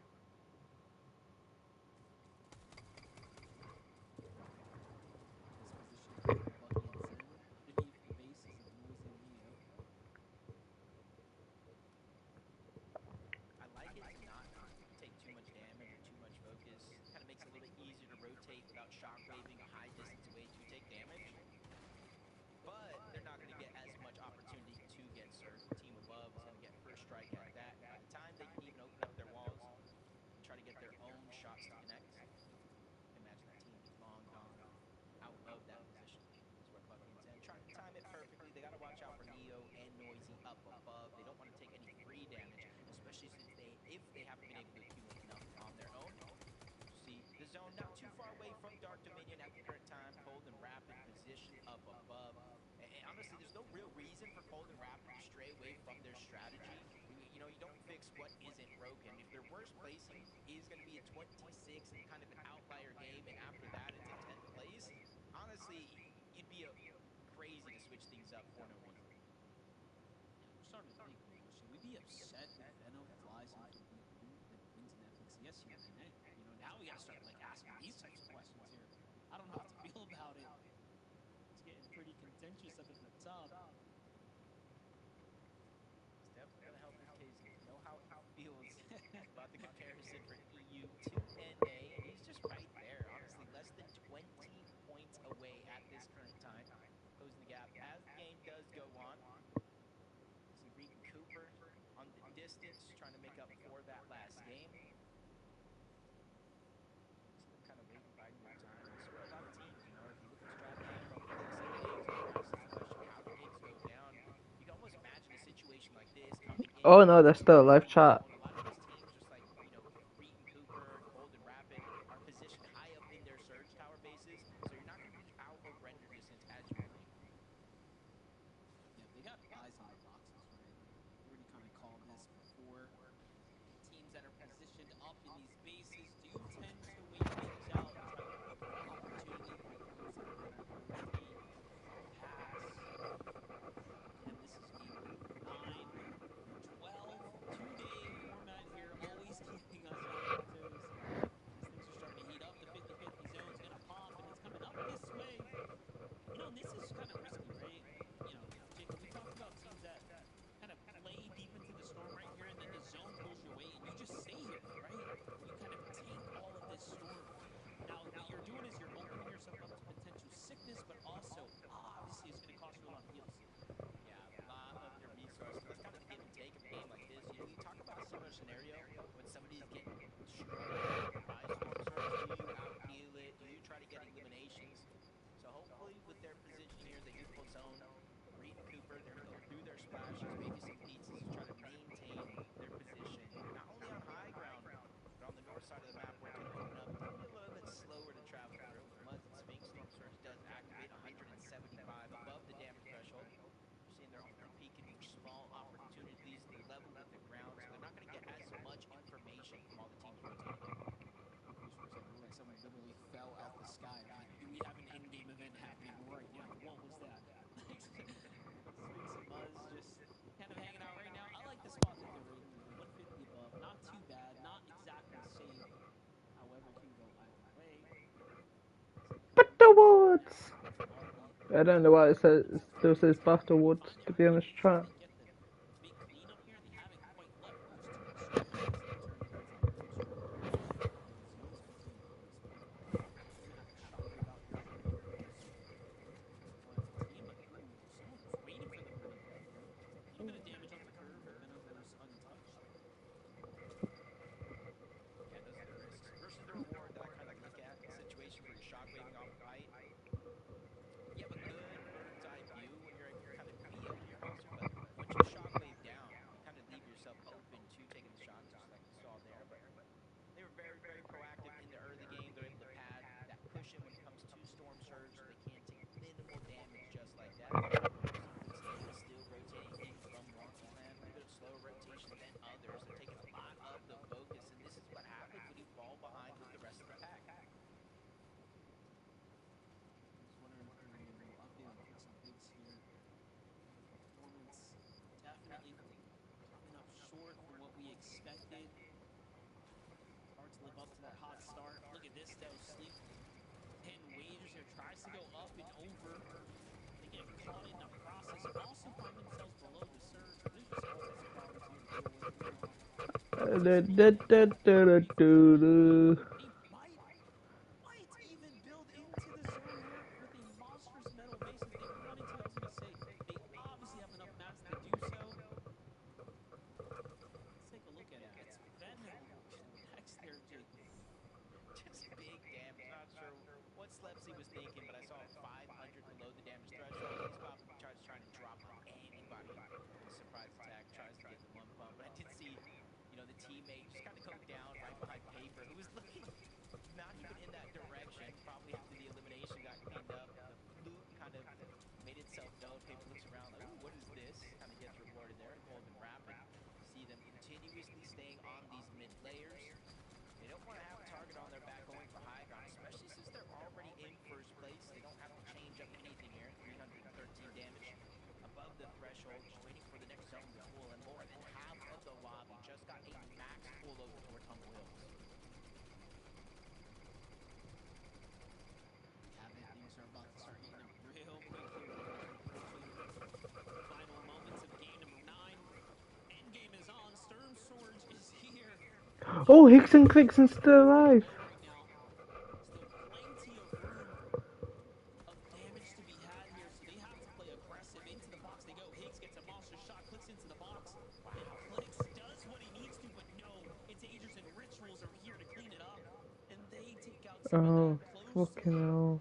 close competition there in Clicks and Higgs, and the runway is starting to open up now. Meanwhile, Curve and Venom clear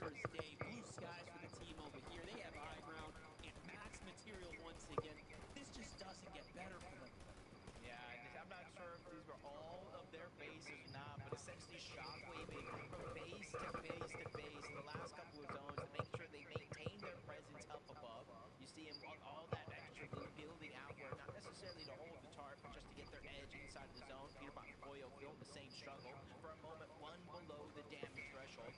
They quickly prop themselves back up, 89 above. Pollo looking towards the backside of zone, trying to get some easy damage. Peterbot on the hunt for some of his own. Almost bites off more than he could chew in that moment. But either way, Pollo was able to clean up at least one elimination, continue to build up on that Storm Surge. Only 3 players hanging down before it deactivates, but as they get eliminations, so do Cold and Rapid. There goes another one for Cold, adding to his total. It's crazy, man. The amount of eliminations they managed to find in the end game is so impressive. And they're in the lead, mind you, right? So this is really going to give them that room to run away with it. You start looking at players like Rapid, you start looking at players like Curve. Having an FNCS championship under your belt is one thing, but having it on NA just hits a little different too. So for some, they're looking to unify the belts. For others, they're trying to put the stamp on their name. And for folks like Curve, talk about really showcasing you're one of the greats now of the new era. First, you got to do it. Rapid and Cold continue to play this draft. Going for low ground front side here. Now, this time they do have low material count, so they will need a big refresh. Which honestly doesn't worry me just one bit. Curve finds one though. They're on 8 eliminations already, continuing the pressure on the lobby. Absolute destruction here on NA. And really have to take note, if Veno finds himself in first place when the tournament is over, it would be a into of the hardest regions to win a championship on, but he still got a quarter of the tournament left to play. Tyler, forced by himself, loses chance. Backside of the zone, he's getting pressured by Jack, N-Pen, and a few other teams. Everybody forced to rotate in, finds a Miz, trying to take advantage of that, but he runs into Peterbot and Pollo on the other side of the wall. Luckily for him, it looks like Peterbot and Pollo have their hands full, so they don't even look back, but as we tune back into Cold, he's by himself, no extra heals, no build. This is what the entire lobby needs to have a chance. And they're only in top 20 right now, like barely holding on here. For Cold to fall, the runway really starts to become available now for everyone else. But look at this, Veno lost in the process. Forced to play high ground by himself. Meanwhile, Acorn and Bolts find a 2-set elimination now low. And then we jump right into Pollo, who also has a refresh of their own. And everyone is clawing back into this competition now. Yeah, with first place gone, we got Curve by himself, we got Aegis Ritual, Acorn and Bolt, even Peterbot and Pollo, that all could be our first place team after this game, and they're ready to make it so. Big Elim up towards the top, Peterbot and Pollo, they send it over towards height, give themselves a huge advantage, and another 4 points for those eliminations, even more with the placement as it comes in, but down below, the counterpart, Aegis and Ritual still running wild. 5 eliminations of their own, they have pizza, they have splashes, they have materials on top. They don't even necessarily need elimination. You line it up, they will knock it down. Bolts and Acorn here, 4 eliminations now on the low ground. Peterbot and Pollo, we already know, have solidified their high ground position.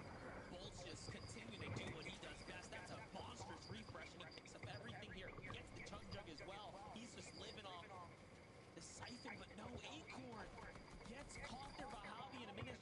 Tyler still holding on here as well. Somehow finds his way into top 5. When we last checked in, it was 20th place. And Tyler is just clutching up, showing us how badly he wants it.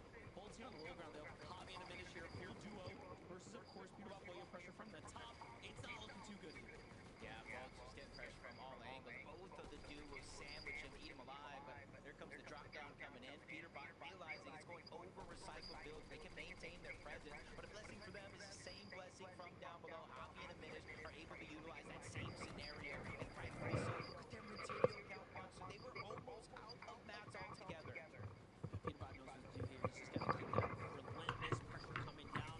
Hopefully he can pull for the win. But Javi comes up, finds a little cheeky angle from the side there, but he's got no math. Peterbot also punished too.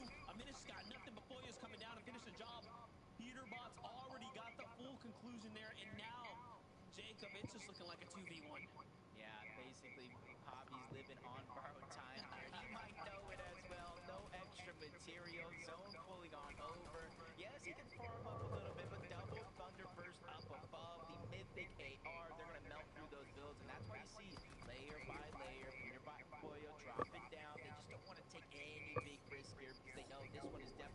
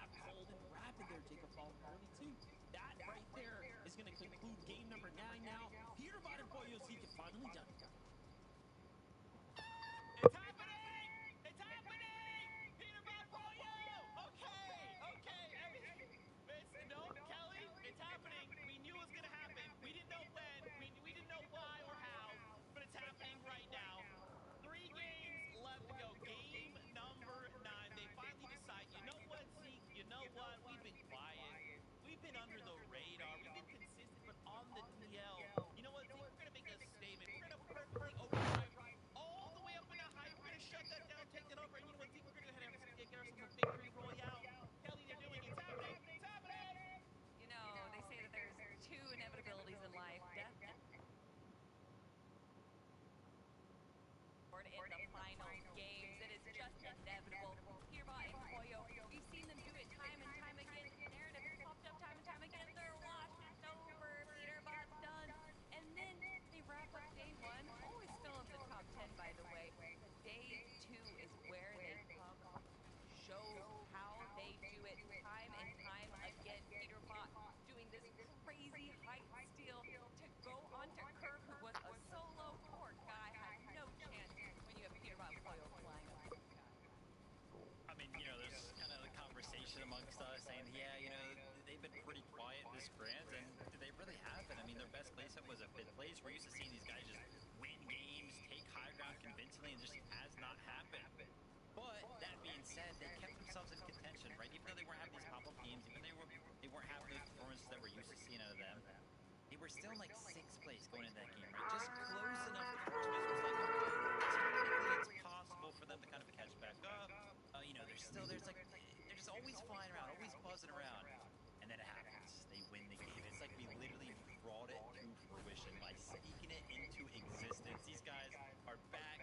They win the game, and I saw how many points they have. I can't wait to see the leaderboard after we come back.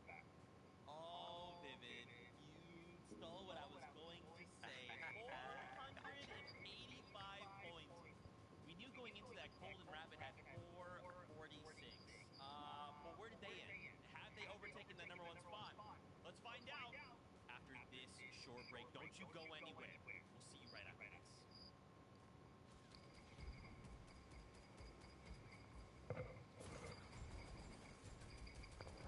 Oh wow, we've got to wait for fucking 2.5 hours.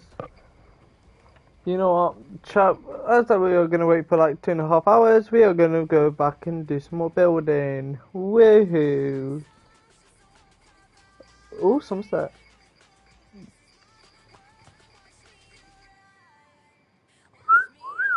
Sunset so sexy.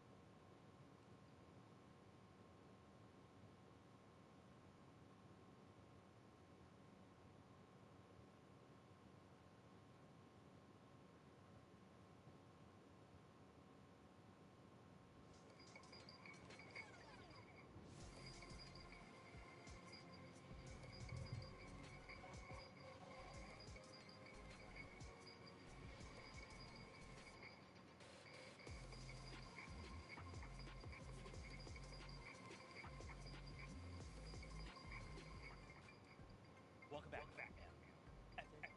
Game number 9. Peterbot before we decide, you know what, Zeke? It's time to get at it. We're going to get ourselves a little victory out with 10 points.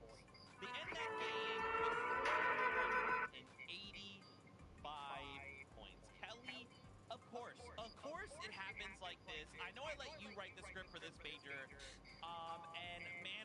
of course, with 3 games left to go, we get a VR at a Peterbot and Pollo. Now of all times, Kelly, now!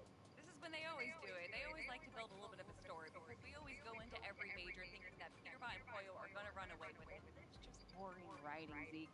So instead, they make everyone sweat a little bit. They have a little bit of a struggle through day 1.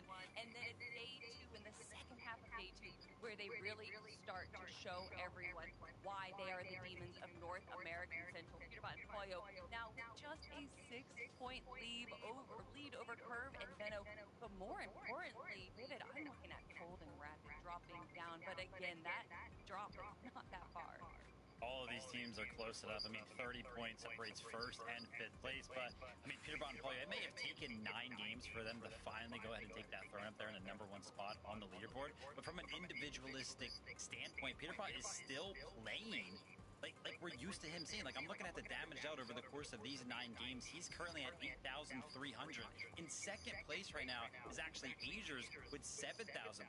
So Peterbot's 1,000 damaged out ahead, and that's exactly what we were kind of used to seeing. Sure, he's getting beat out right now by the likes of, Azers, Curve, Venno in the elims category, but he's still up there with those guys, top 4 in individual elims. These guys are doing good. All of a sudden, finally they get that win, and of course the iconic boots.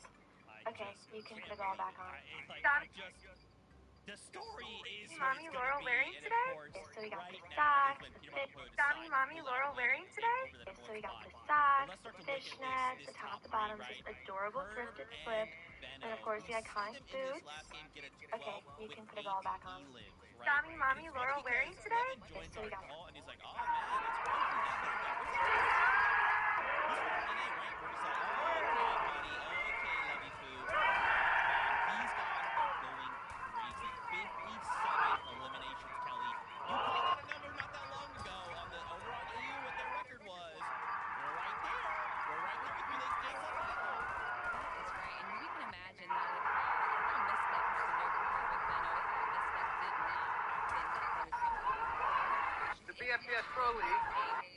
Mommy Laurel did go down to this right here.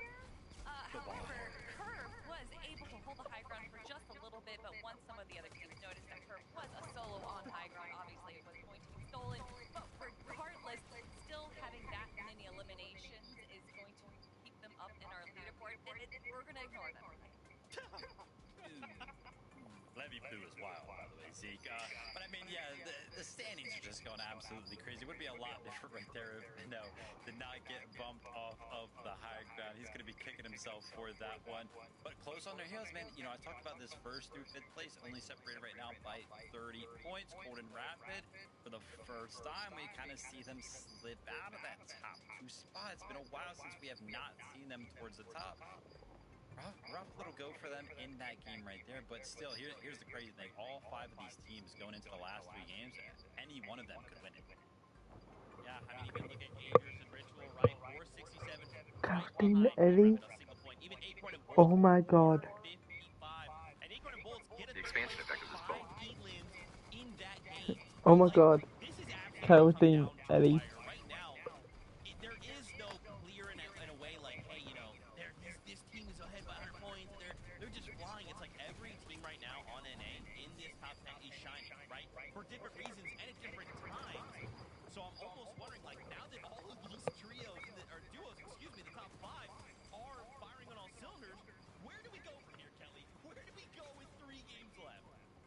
I mean, for Acorn and Bolts, I think that today, for the start of day 2, it was a little bit rough. We saw them only place out of 11th yesterday, and then today starting it off in 12th and a 32nd place. And we actually saw them for the first time getting storm damage, and didn't take up all from day 1.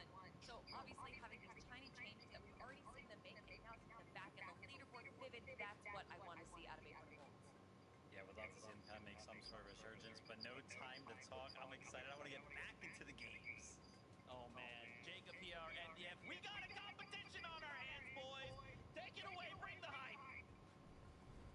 We definitely do, and I mean, we have the best jobs in the world. We get to sit here and watch this go down in real time. Y'all see it in about 3-minute delay, Jacob, but my gosh, it is so good right now. No, it's definitely been exciting for sure. Our last 3 FNCS majors before this were decided by 4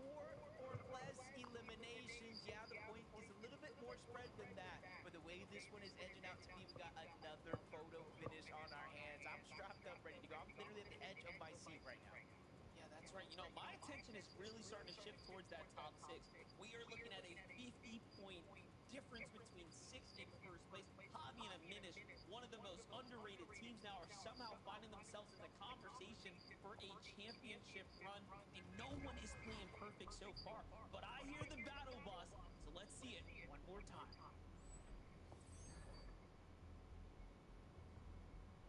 3 games left, Monster. Just 3 games remaining in this tournament. And already, for the last 3 games that we've seen that leaderboard shuffle up so much. From Golden Rapid being in first, Curve and Benno having a chance to now Peterbot and Poyo being on top. And even that race at the bottom for the bubble, the top 13, 2 points separates going to Dusseldorf and having to go and try one more time. Yeah, it's so crazy, man. Teams like Clicks and Pigs now are suddenly finding themselves in a whole different type of scenario, right? Where they have to fight for being in the top 13 at this point. I think the championship win is starting to be pushed out of the question.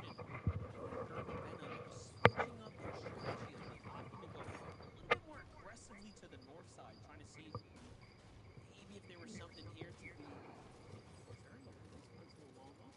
Pretty happy about that. Was Curve contested? Did he get those out of the sky? That's my biggest question. I don't know. Yeah, either way, it's just a testament of like whether it's the beginning, middle, or end of these games.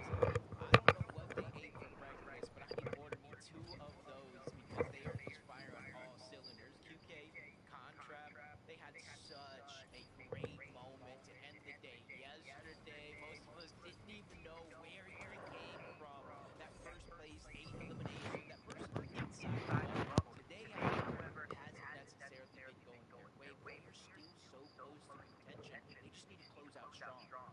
You know, what I'm thinking about is Benno and Curve. Benno's probably telling Curve, like, bro, be on the lookout. Do not be surprised if Peterbot blew you up this, you know? Because their drop is technically big enough. And if you know Benno, he's got that main character energy, right? So does Peterbot.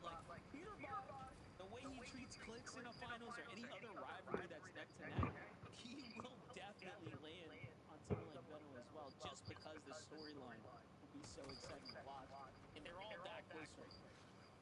Yeah, 20. Neko just trying to go ahead and get out of that spot. Both of them kind of separated. I feel like Flex got a good opportunity here. Took too long to go ahead and execute on that chance, so they're going to be forced to disengage just next to the guys along with 20, trying to push them back further and further. And that's the thing about these split drops, to where if you don't go ahead and get those eliminations on the contested drop, it's finding that lead that much harder. Monaco Blades going ahead and pressing on the Mus outside of the Riptides. They have a good 2v1 opportunity here, but continuously trading shots. Mus not going down without a fight. Another chance there as he lands another big tag. 26 HP, even the knock on the flanks. He has a chance to 2v1. In comes Liquid. His duo finally arrived. They clean up that elimination. The party does not stop here. Threats and Fear, who were once inside of the bubble, fell out, are ready to make up for those mistakes early on. They have the Fizz, they have the Shockwave. They're trying to close the gap and figure out exactly where he went. Heard the noise on the Mako, so they're just going to drop down and try to clean up this eco. Doing a great job chasing them down right now. Beer's got full sight. Brett's got control of the coast as well. Could be another tag. Unfortunately, they don't quite find it, but this is still great damage, and they want these points, right? They're, again, found themselves in the top 10 and then fell within around that 15th place range after slipping out. So Veer and Brett still have some big games to be having. Getting more and more crowded over here towards the Riptides.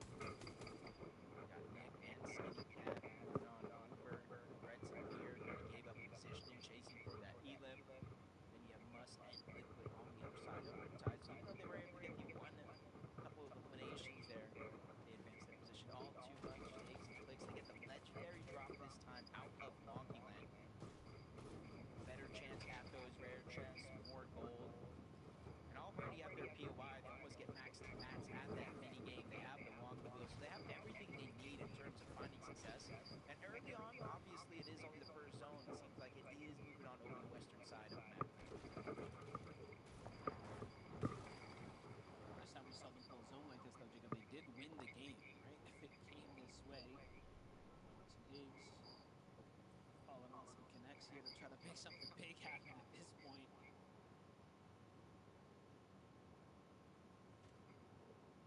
Oh crap. You getting that feeling of deja vu at all? I can agree.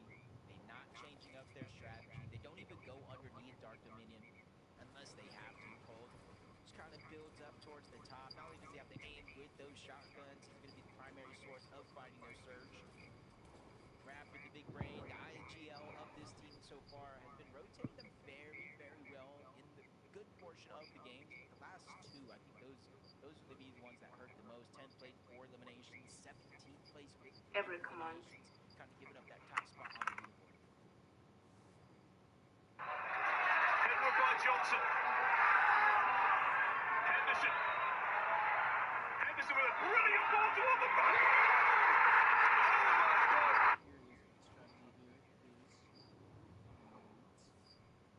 They've almost continued to position themselves around some of that competition up on the standings. Acorn and Bolts on the other side. Bolts is very situated right now. Yeah, I think he looks down towards Wonky Land, but you can kind of see that big base towards the Ferris wheel. It's fully blocked off for that direction, so no easy peeks from there. Has to look elsewhere. Over towards Latte Landing, though, where Power and Penta make themselves known. At the Reek and Cooper drop spot. Welcome to the final. It's Ronnie against Neil. He shoots, and it's in. Now he is going for the yellow. What a shot. Ronnie is controlling this game. Another 3 points. He just doesn't miss. Only 3 balls left. Great spin to position the white ball where he needs it. He makes it look easy. Final shot, and he wins. Well played.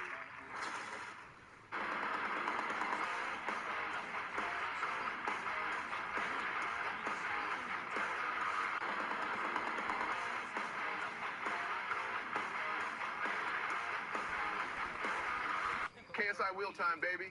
If you... Oh.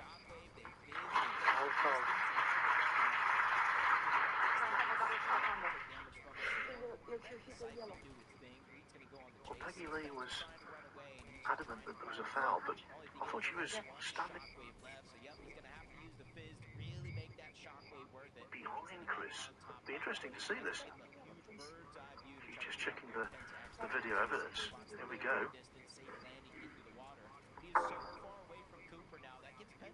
Nothing for me there, Joe. Not me.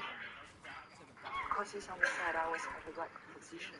And then you are very close when you before you peel out. And when you literally peel out, that when it's like something like that. Yeah. Just slide on the yellow, the cue. But I have to call it. Yeah. Oh. No, fuck off! Fuck off! You are taking the piss! Oh, whatever. Fucking hell. Trap! What a fucking goal! Oh, yes! And that's how they get a lot of their serves this time around. Maybe trying to wait for somebody to lurk in late, find something. Hopefully they make a mistake. Timing, if it doesn't work out, Phil might put them behind the rest of the curve. QK and Khan find themselves an elimination over here towards Painted Bombs. Instead of going on a wild goose chase, though, they're going to let that solo player run away. Maybe they can turn back and get the elimination later. We know he's going to go for a reboot eventually. Oh, yeah! Come on!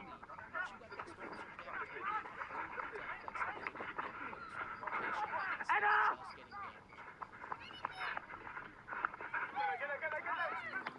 Oh, handball! Oh. Nice giant chickpeas. Breakfast. And then you look at the map. Look at how much distance there is between other players. Again, from here looking at it, might not pay off. We'll just have to see. Peterbot Boya, though, back to the same trusted strategy. Keeping this huge surge tower. This just seems to work out a lot better for them. And then pushing through what they tend to weaken on the way. Dangerous 1 and 3 down here at the Dark Dominion. So we saw them rotate past this. They didn't go around the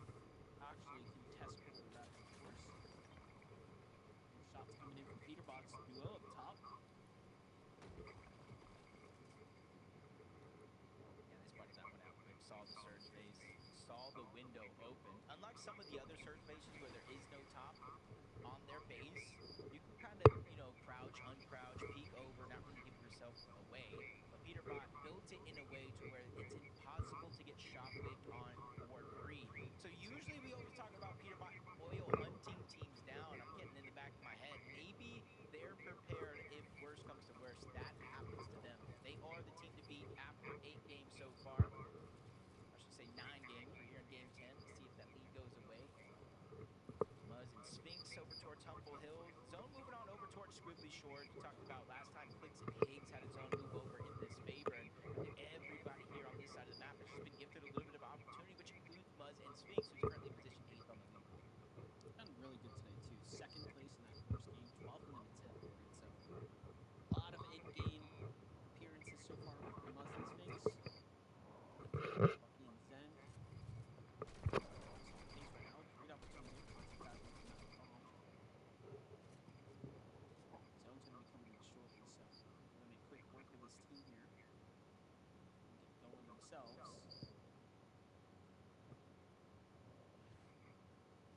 You know, watching this sometimes, you just got to have a lot of patience because there's a lot of moments to where you typically would think, I got to rotate to zone, I don't want to take the damage, I want to beat other teams there. And sometimes it's just more beneficial, especially if you have the white HP heals, to go ahead and just fight for your time, let the storm do its thing, force other players at their hands, depending on what situation they're in. Especially if you have a little bit more control of your games. Curve and Venom, a different approach already. You know, in the last couple games, we see them very, very early on trying to get a team on the high ground and really position themselves to the lead. This time around, just like we saw with Visuals and Braves, taking a whole different approach. Slowing things down and just minimizing the risk of them actually getting eliminated. You already have 2 eliminations, too, so they're feeling pretty good about their overall damage, but as we start talking about the way the zone played out, it's going to be Clicks and Higgs who have this monstrous base set up here at the Wonky Lid, as the zone has favored them for quite some time here, and he has plenty of extra heals to work with as well, so he's going to have to pick and choose here what they want to take with them.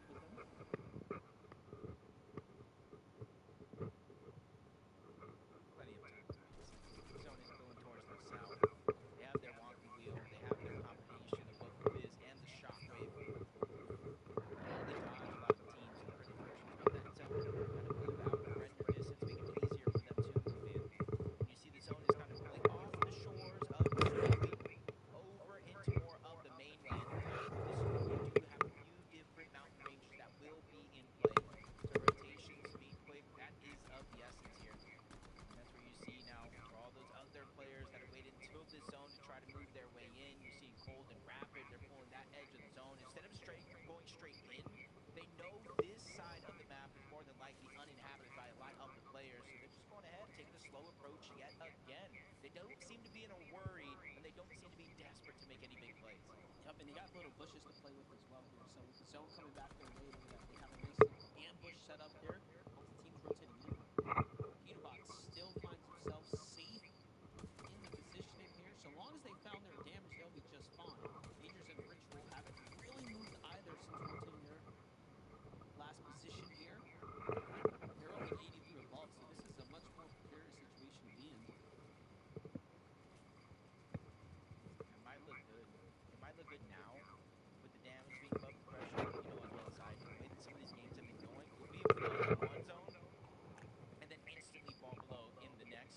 So we need to get down to a certain minimum of players for each and every one of these zones as the game does progress until it eventually does turn off down to 40 players overall. So they're really playing tiptoeing with that line when it comes to Surge, Cold, and Rapid. Similar situation, only 143 above, and it's not easy for them to rotate from point A to point B. About 30 damage is going to get taken off of that Surge. One thing to note, though, they were max material coming out of that storm there, so they are in a prime position here. Don't let that material count fool you. They are getting late into the end game here. A little bit of storm pool luck here, and you'll be in a great spot to win. Overall, though, Peterbot and Boyo, the same can be said for them. They have this high ground base. They've had the zone this entire time. They're finding a tremendous amount of damage from this advantageous spot, and now they get to shockwave out and play into the draw for the minions. So this is actually Cold Rapids draw spot. Again, normally when you get the draw, obviously we've seen those teams turn these opportunities, if you will, into huge wins, if not better. Again, that is to be determined as now we're starting to approach that end game. Benno and Curve, no pressure so far. They've just been sitting on the vending machine trying to see if anyone was willing to come this way. Clearly, some people got a little too close to the fire and got burned here. It's Magma and G Monster. This is another Benno and Curve elimination onto the same team. They just can't catch a break from them. Yeah, and I know the game's still going on, but with those eliminations there, they take first place in the tournament. Placement points haven't set in. It's going to continue to jumble, but it goes to show how close the leaderboard actually is through and through. Am I watching a replay? Am I watching another clip? Peterbot and Boyer are just finding opportunity after opportunity, and it's on to Fear. That is going to be a heartbreak right there if Threads cannot clutch out some good points in this game. He is only 4 points away from that bubble. Yeah, they were doing so well after finding those 2 Elims, and now lose your teammate kind of feels going to be that much more tougher. Well, you have to make at least 20 or 30 points.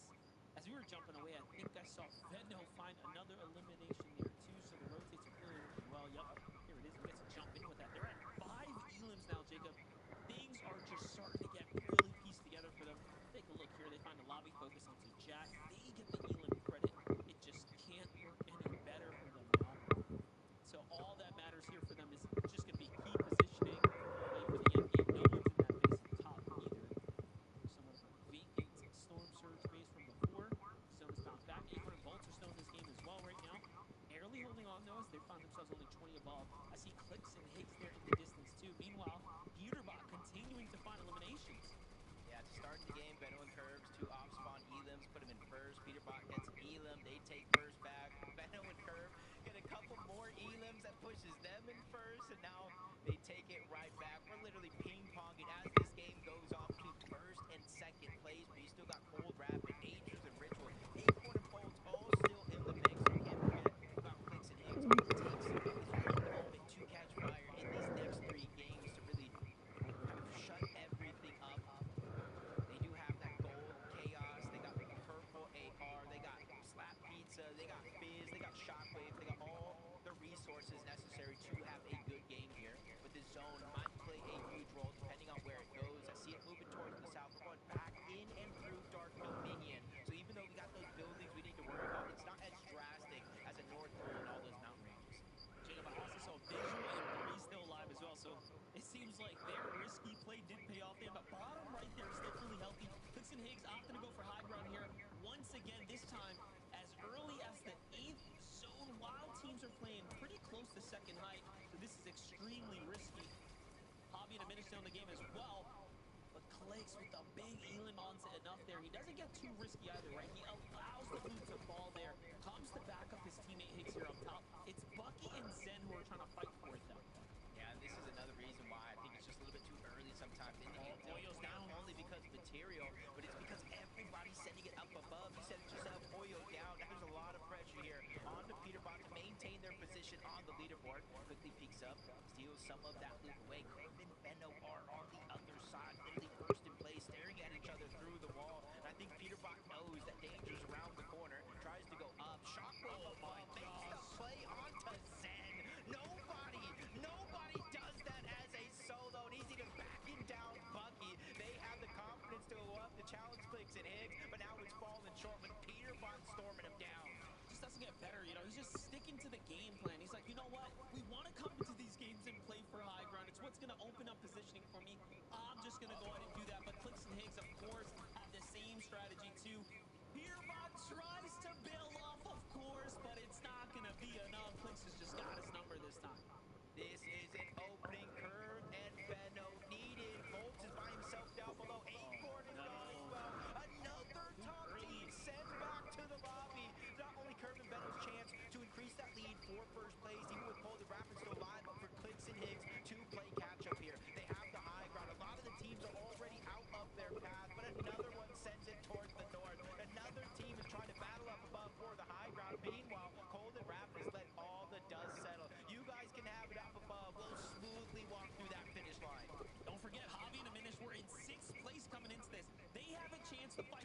as well, and they're trying to just show us that they have life in them as they go up, but Clixton Higgs is willing to battle it back on over into their head. They're really just wrestling for high ground right now, and it's cost them so much material. Clixton Higgs have almost given away the win condition at this point if they can't catch this refresh. Yeah, you see Curve and Benno just waiting in the shadows for a moment just like this. Everything up above is suspended, but they're actually looking down below. Look at the material count, the lack of resources. They might not have what they need to take the high ground, so Clixton Higgs have to give it up. Hoppy in the minutes, you said it yourself, from top 6 to start this game. This is their chance to increase their positioning, but Benno's backs up against the wall. 6 builds, tries to find his way to the front side of the zone while using the bare minimum. Curve ends up in a scuffle against Clix. No builds left. He's going to have to reposition, and now Clix is by himself, 2 HP. A quick peek from Benno. He returns back to the scene of the crime to take down his former teammate. Unfortunately, he did lose Curve in the process. He finds Prom here as a solo, but no, Nut comes to back him up, and then he has to back off here completely. Doesn't even get to pick up any mats either. So now he's down to 4 builds. But hey, look, inside the top 10 now, still earning points, but you have Cole and Rapid making up for time lost. But Benno's still going. Down goes Taki too, and now he's at 9 eliminations here, Jacob. This is a legacy at its finest. Benno is really trying to put on not only for himself, not only for Curve, but the entire EU region, saying, hey, look, it could be that easy. Cold and Rapid, though, still a big pain in their side, but Rapid goes down. Muzz and Sphinx drop down from above. This is literally chaos at its finest. This is crazy. The points here being added up. Meanwhile, Benno is just soaking up placement points because the lobby's doing the hard work for him. And he goes in the monstrous shot onto Ritual. Oh my gosh. Benno just continues to do it time and time again. And don't count him out just yet. That's another huge shot. The Fullberry miss drops too. Can he get some time to pop it? There it is. Tries to break out through the top. Look at the game sense, the awareness to break out of the dangerous layer. Benno is firing on all cylinders right now, and he is still going. I can't believe what we're witnessing. Benno is taking over in this endgame, but he has to be careful. The only solo left. He goes out for a finish on the other side. A huge shot's gotta be fired. A Minish goes down. It's a 2v1 monster. How is he still doing it? How is he managing to earn these points? He's trying to get it back in blood. He might actually get this elimination here too. Zipta falls down. Void's all weak, and he gave us the performance. We Oh my gosh, Monster, I needed a moment to breathe there. My heart is pounding. I'm not even playing in this game, but Benno came to NA. He is taking over. He picks up Curve, and this team is a bulldozer in these NA lobbies. They're single-handedly taking down top team after top team by themselves. But Zypta, Void, they deserve all the praise in the world, Zeke. I'm at a loss for words. Obviously, we want to talk about Benno, but we need to highlight Zypta and Void. Oh my gosh, the chaos that was that game. And literally, Benno is just mowing down players left and right. And at the very end, it is a 2v1. Zypta, Void, they take advantage of that awareness. And just you, even gods can bleed. I scored the game-winning goal with a scout watching, and I got signed to Madrid. But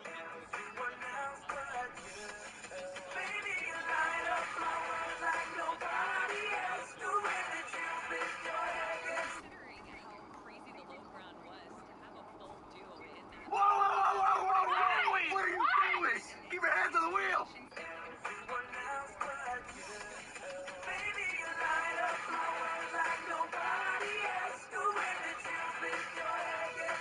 Or the 10 VR. Whoa! Wait, what are you doing? Keep your hands on the wheel. Pass the fucking ball, you absolute sweaty little virgin! Are you blind, mate? My nan can play better than you! And she's dead! You Excuse me, Henry. Mother said it is my allocated time on the PlayStation. Fuck off, Peter. I'm in the middle of a fucking tournament. Go read a dictionary, you little prick. But it's my turn to play Happy Little Bunnies. Incredible. We'll see you guys in just a few minutes. Don't you go anywhere. Did you just pull the fucking plug? Rules are rules, Henry.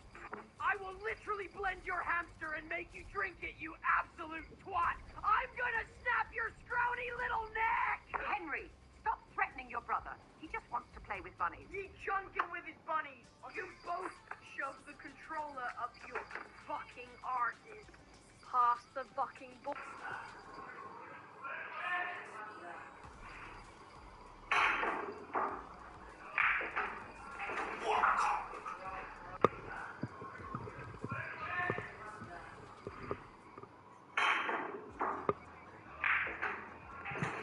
No way, you wimp.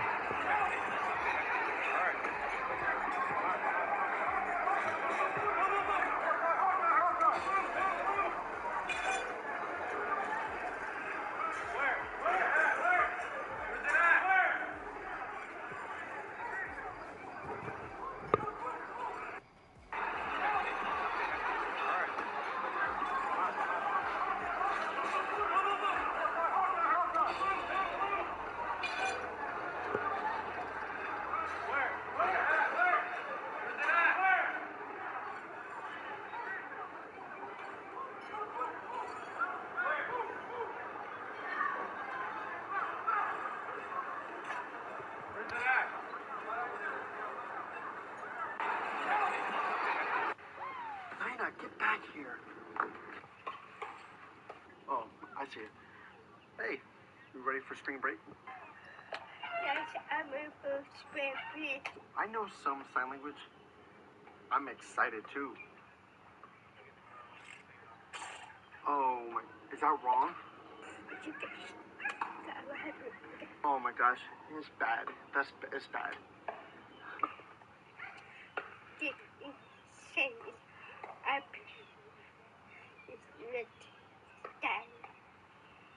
I said that? Oh my god, I'm going to jail. Dinah, you lost your dad. Okay, it's fine.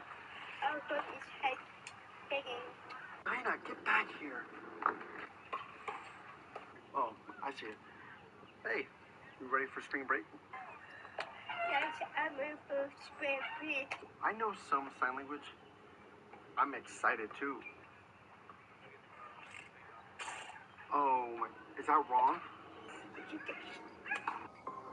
Okay, sweetheart. Hey, my dad is married. Stop calling him. Sorry, Mom. Are you single? Yeah, I'm single. What a coincidence. I am too. I have a crush on you.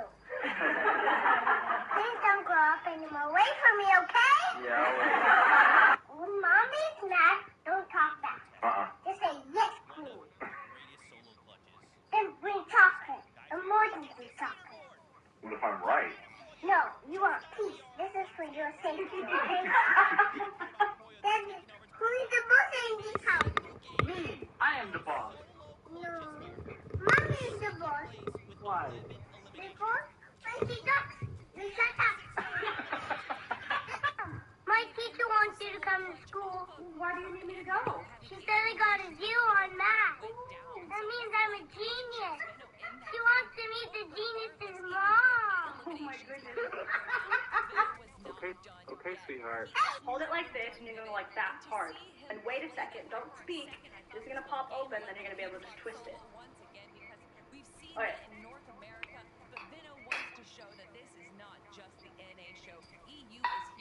Fuck off.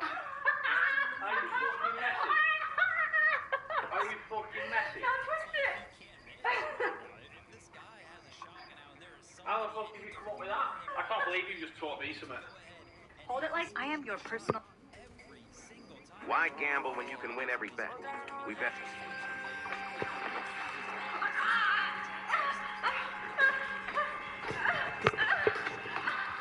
Everybody that was watching this must have believed that it was possible for him to win this 1v2, right? Like this, it looked like he was unstoppable. Everybody's like froze for a second watching that right there, and I gotta tell you, the rest of the lobby right now is in absolute trouble. We kind of saw it after game number 7. We were like, wow, wait, whoa, whoa. These guys look absolutely different.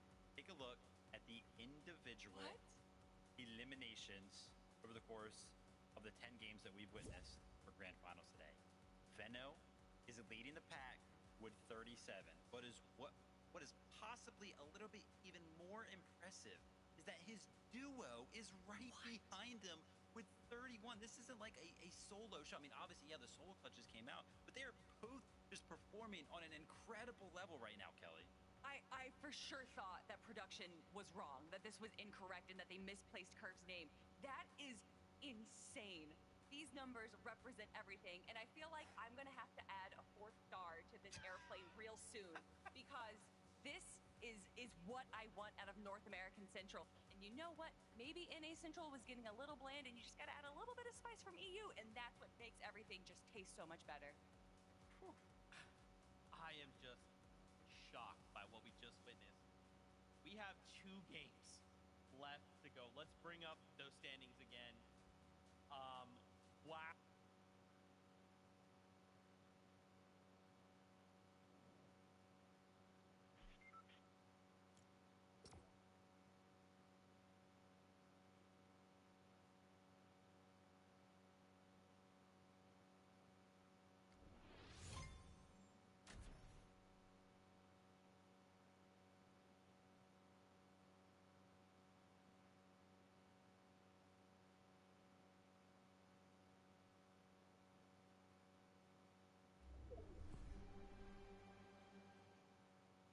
With 7 elims. Now, Kelly, right now, more than ever, these eliminations are so critical. There's so many points locked behind these eliminations. That's what these players need to be targeting.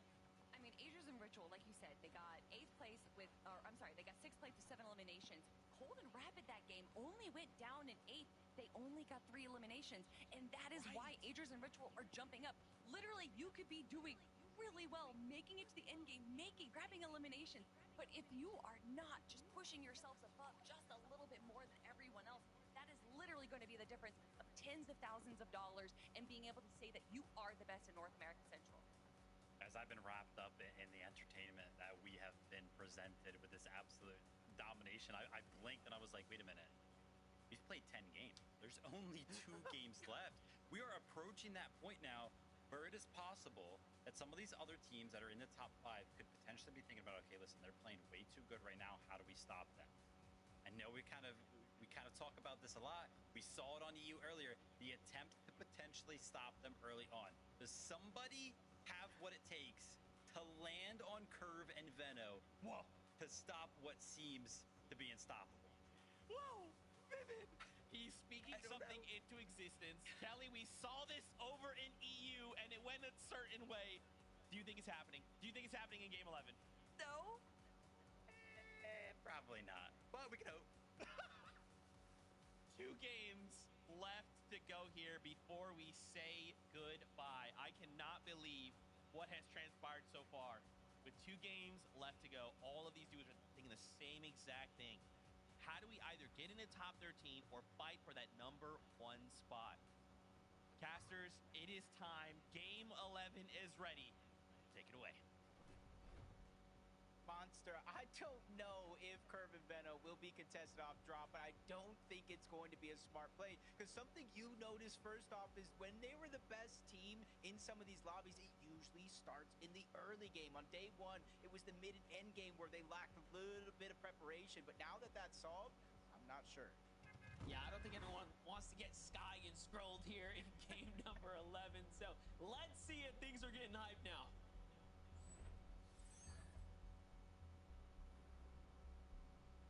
2 games left, Monster. 2 exciting chances for anybody to rise up the leaderboards. And before this moment, we had a very, very close tournament, 6 points difference. But after Curve and Veno is just phenomenal solo play, they have almost a 50-point gap. See, but that's the thing, you know, when you listen to Veno speak, he was actually saying Curve was due for the pop-off. Curve is going to have his moment. Little did we know, the wolf was in sheep's clothing. He has been playing so crazy. It's looking like young Venom. The Venom that we knew to be one of the most dangerous fighters when he was up and coming. We're just seeing him just outperform like crazy right now. And you love to see it too, because it's well-deserved. And the competition overall is extremely close. But, okay, Jacob, let's get to some of this action here. Paper and Resi are still fighting for a qualification spot for themselves. That was a great two-piece event. Yeah, it's just unfortunate. That side of the map isn't necessarily my favorite, whether you're contested, uncontested, or simply just win the fight. Doesn't make it any easier at all. Blake Crystal on this side of the map gets Tick and Mafia on the south side of the Frigid Fortress. Good damage onto Preston, though, giving a huge advantage on over to the other side. Mafia, huge chunk of HP missing as well. And this is where the lurks are starting to come in. But the longer you lurk, the longer you fight, those third parties will become a huge factor. And Pen and Jack already making their way on over.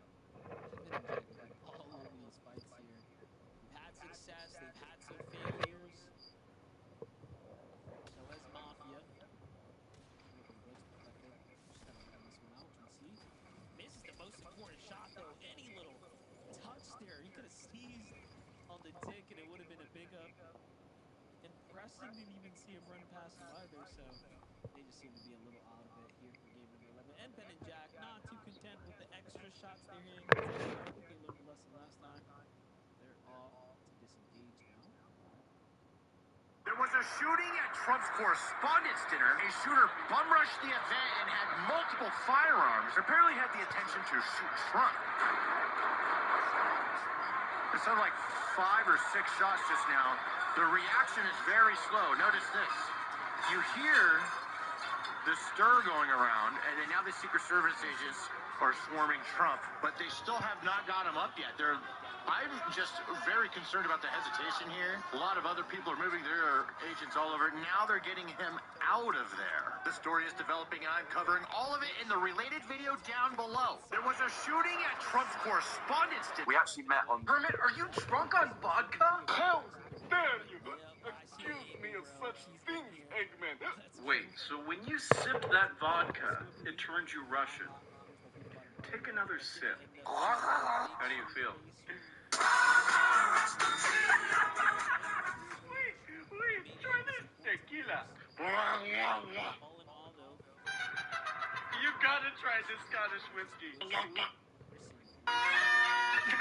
last thing. Hey, I got a question for you. Yeah, what's your question? You think something unordinary is going to happen with Venom going down early and a lack of eliminations. One of the big ways to come back, especially for a team like Petermont, eliminations here. We talked about it yourself. They fought this one before against Chris and Drew. They got an elimination. They've also went down or down to low HP, making the surge not necessarily worth it. There goes another example. They're 100 damage gone just like that. Poyo having to slow things down, trying to heal up. Peterbot's relentless pressure gets the double edits towards the top. Poison Drew to fall down yet another layer. But we've seen this happen a few times throughout the weekend. Eventually, Peterbot and Poyo do disengage, but I'm not sure that's going to necessarily be the case. They trade shots again. Another 100 damage landing on the P. Yeah, one thing Chris and Drew have done is play defense very, very well. Right? Like every time we've watched the spike go down, they actually haven't fully eliminated this team. They have managed to defend themselves more than well enough, and Peterbot and Poyo say, you know what, you got it, bro, once again, and they just give it to them, because they know, too, that going back and forth is not worth it. They wait until they're ahead, and they say, all right, we're going to take the surge positive, and did that. Sometimes you got to take little victories. Hopefully they can lead to a massive victory at the end of the game.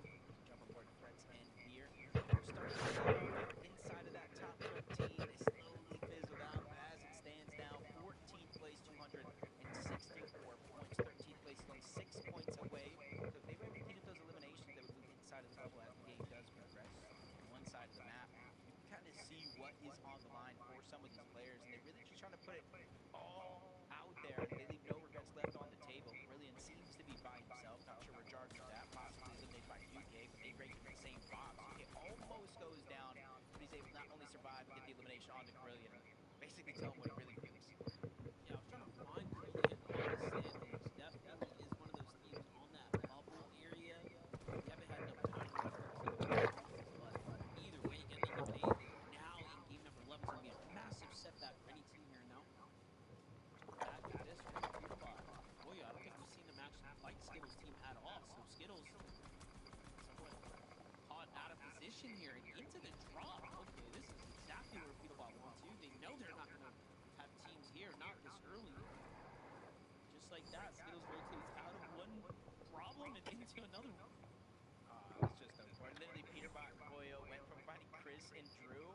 I don't know why they disengaged. Chris and Drew went one way, Peterbot went the other, and basically attacked two different players on one team, sent them right back to the lobby. Another heartbreak moment here in Game 11, basically leaving it all to the 12-team final game for some of these teams that have been eliminated early on. And as you can see, 74 players up, Monster. This one is going to move at a little bit of an accelerated fashion than some of the other games we've seen so far.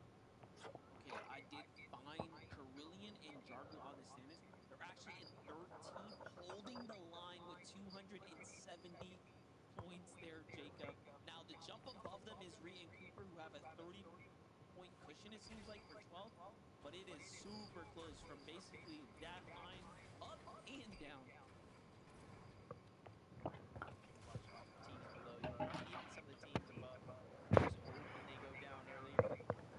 Kind of ease the pain. You can see the big difference here from Rapid and Bolt. Some of the other teams, Rapid literally buying out the mending machine. And then they kind of bring all the heals up towards Bolt. Even scraps, essentially, for anybody else that tries to rotate and grab that mending machine. Just jump on board Void. Looks like he's getting chased down by a beam.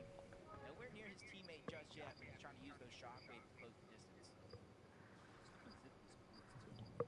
Overall today, having quite the performance here. Obviously, after that last victory royale in a 5th place before that, they've propelled themselves right into a potential land qualification spot. Now, they still have a little bit of a ways to go, but if they can continue to play well, they will be up towards the top here in the next 2 rounds. Visuals and Braids slipping down the totem pole. They were holding that 3rd strong for so long. These last few rounds have just been mint.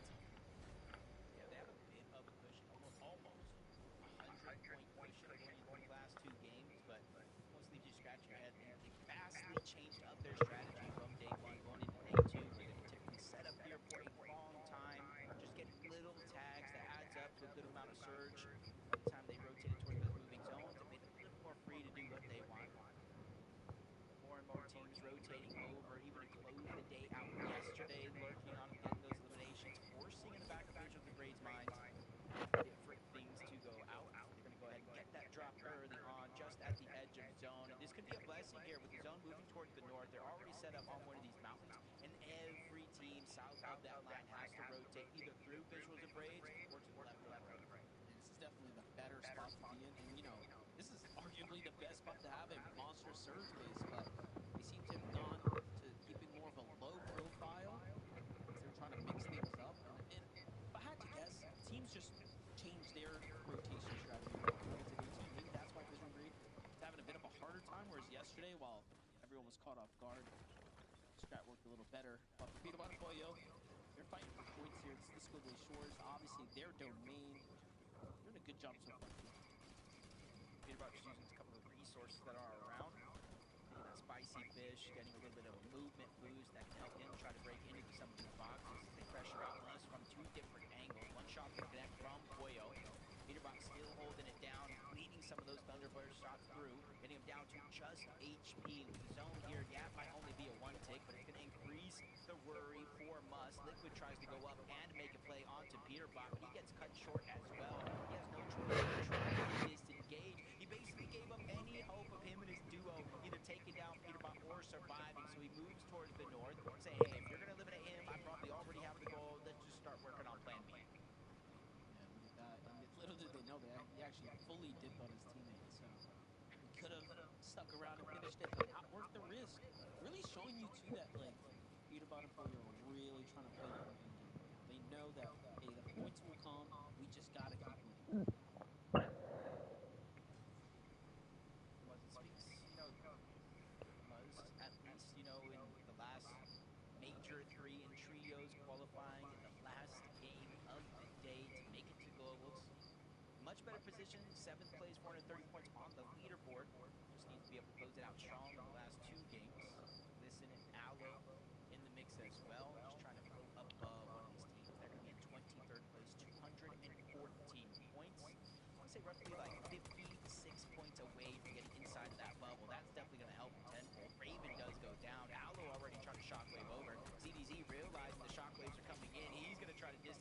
himself can't be the hero in a situation that started so fast. Unfortunate turn of events here for CDZ and Raven.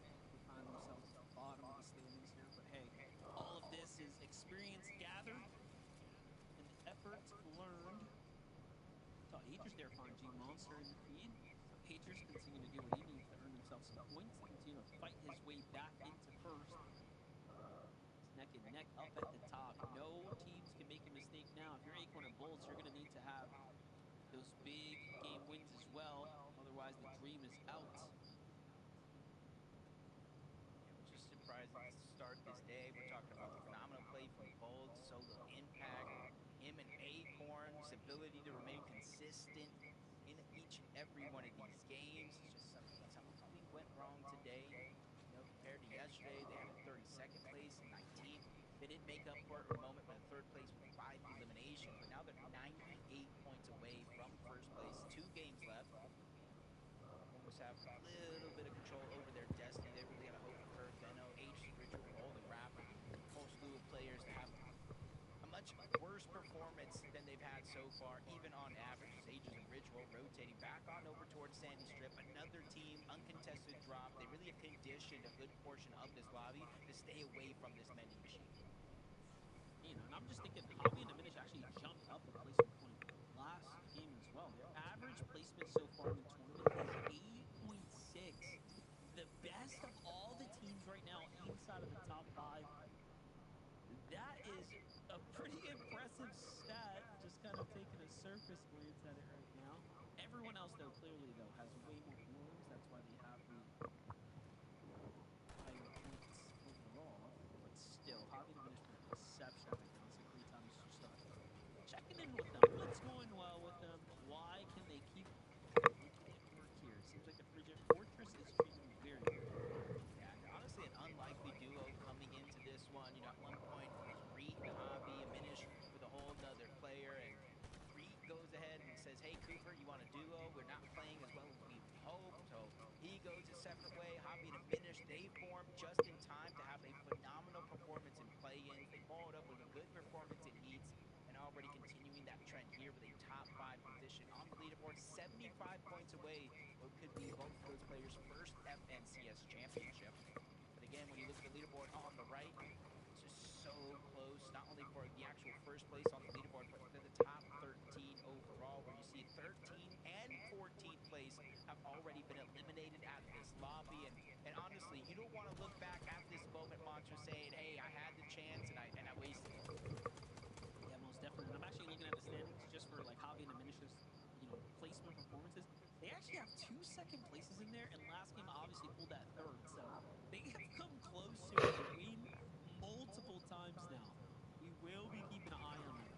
But with Cold and Rapid here from the Dark Dominion now to this new draw spot so far, he seems to be playing off relatively well. They have 400 damage above, plenty of material, and they actually full zone. Okay, this is really good for Cold and Rapid right here. They actually needed a little bit of luck, and it seems like it's playing out. Yeah, I'm thinking in my head, the only thing they're missing is a little bit of high ground, but it's Cold and Rapid. When do they ever play on the high ground? Exactly, they do what they want. Just like Peterbot and Boyo. Relentless pressure throughout the entirety of this game. They're almost 1,000 above the threshold, but you wouldn't think that to be true. They only have 1 elimination so far, so they are going for it. They're going for these high elim games. It's just they're not finding any success on the actual eliminations up until then, where they take out both Jack and N-Pen before they got to rotate to the next zone. So that's going to replenish a lot of their builds. They can pick and choose what resource they want to take with them.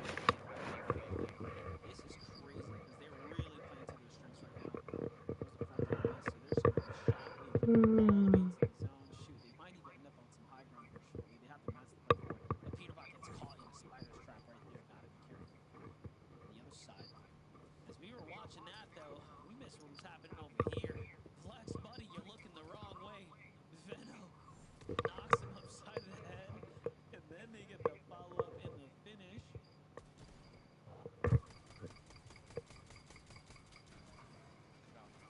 Quickly rotating in towards the zone.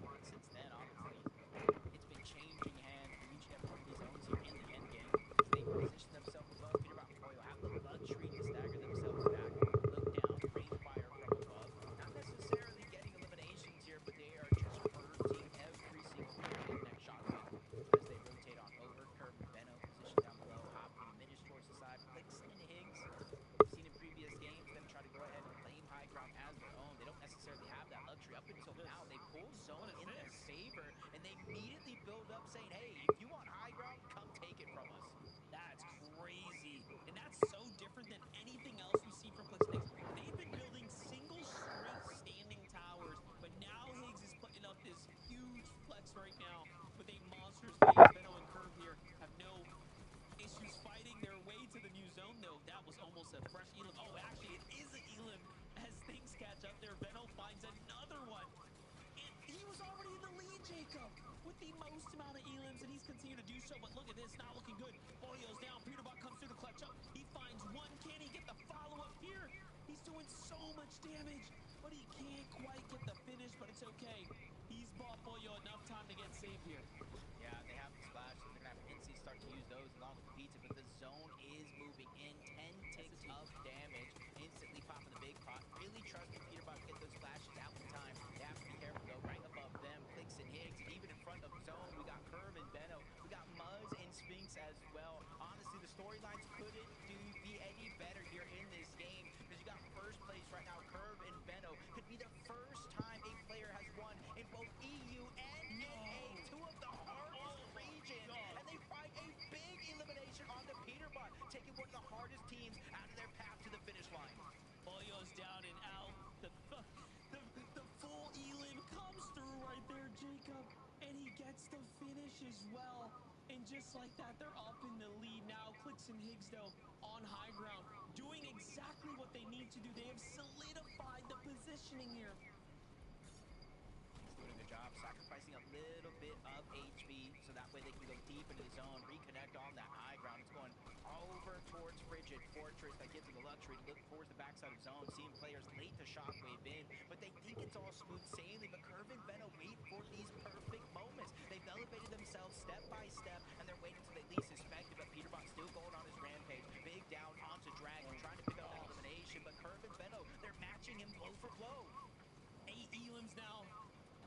Benno is really starting to heat up here, and they're not even interested in jumping down for mass. Notice that. They want to maintain this positioning, and they're still trying to time for high ground here to try to play for another win.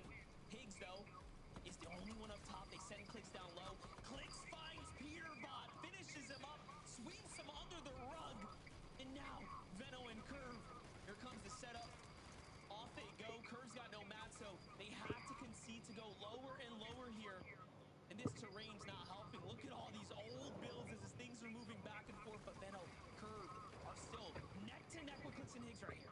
Yeah, Curve and Benno, I feel like they know they don't even necessarily need the high ground. They don't even necessarily need the win. They just need to remain consistent. That slows them down a little bit. Big shot is going to land on the Benno. Pressure coming from up above. Thank gosh that Curve is there to alleviate some of the pressure, holding on to the build. But if you blink, you might have missed it. Higgs has went down. Clix trying to go for the revive. Curve and Benno realize nobody else is up there to contest it. They use the fizz. They use the shockwaves. They instantly take away that high ground. 6 teams left, Monster, and everybody at least has to do it by their side unless it's cold. He goes down. Rapid is now left by himself. And he has the awareness, too. The awareness to keep shooting back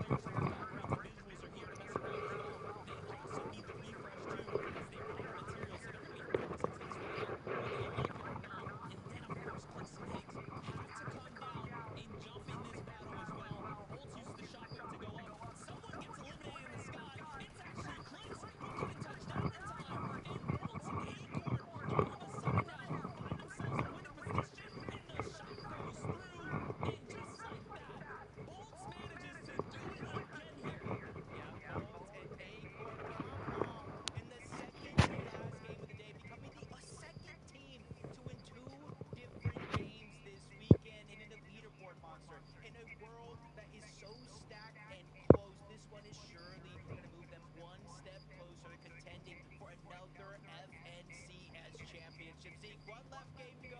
Let's do it. I keep thinking, man, we're hitting on it where it's like, yeah, you know, Zeke, just follow the action, it's all cool. And no, man, we literally just talked about the top 5, right, of this, right? And Akron and Bolts were that 6th place team. They were the team on the outside, and they said, Zeke, I'm sorry, did you forget about us? We can now be in the top 5, right? Forget about us. And now they're fighting for our love and affection. I cannot believe this. Game 11 with so many Titanic duos, all doing the same thing, thinking, bro, we can do it. This is our chance with 2 games left with Fight for an Axe. Akron and Bolt say, you know what? We'd like to toss our name in the hat. Little name in the hat. There you go, Zeke. Go ahead. Shuffle it up. I don't know. Kelly, I'm losing it. I'm freaking out. I mean, this really was the game for our teams in that 6th to 10th place spot. Everyone that was in our top 5 having some issues, either going down to a solo situation or going down early, you know, unless you're Benno. This Acorn and Bolts that were just right outside of that edge, making sure that they're just playing the low ground, they're playing what they do best. They don't need to be disruptive. They don't need to be getting all these eliminations. They just need to make it to the end game right there. And Bolts once again going to a solo and proving that he is going to make sure that him and Acorn stay at the top of our leaderboard. So funny, game 11 there. I mean, we're just watching all the chaos kind of unfold on night. Oh my gosh, Peter Bott's trying to hold it. Flicks and Higgs, they go up for it. Benno and Curve, then you start to get active. All this stuff's happening. Elam. And then we take a look at where everybody else is at. Acorn and Bolts on the low ground. 100, cool, healthy duo. And they finish the game just like that as a duo. Incredible stuff for them to kind of re-enter the conversation, not in that game specifically, because they didn't even know they were alive in that game. All of a sudden, it's like, oh my gosh, they're chilling on the low ground. But now, I can only imagine how close they are to put themselves back in the competition for the win. Oh my gosh, that little angle, that tiny little corner was the difference maker. 574 points. Fortnite fam, we have 1 game left to go. We're gonna go to a break, okay? I need a moment to breathe. Okay, I need a moment to breathe. When we come back, we start setting up because this is the close run, okay? Go find some popcorn, find a drink, use the bathroom. We'll be right back, okay? We'll be right back. Good chat. We are going to go for a toilet break. We have 2 minutes left. We got this last game, then we can end it. I'll be back very shortly. I'll see you in a bit.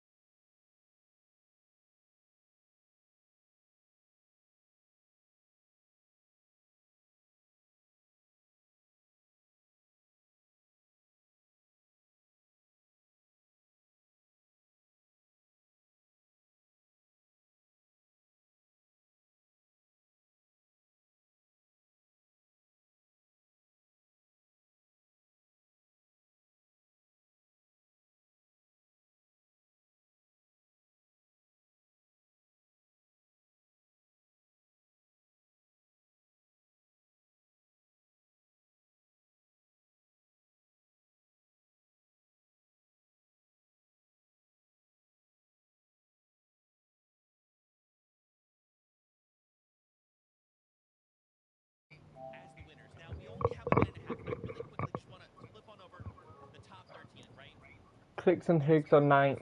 Chat. Fucking hell.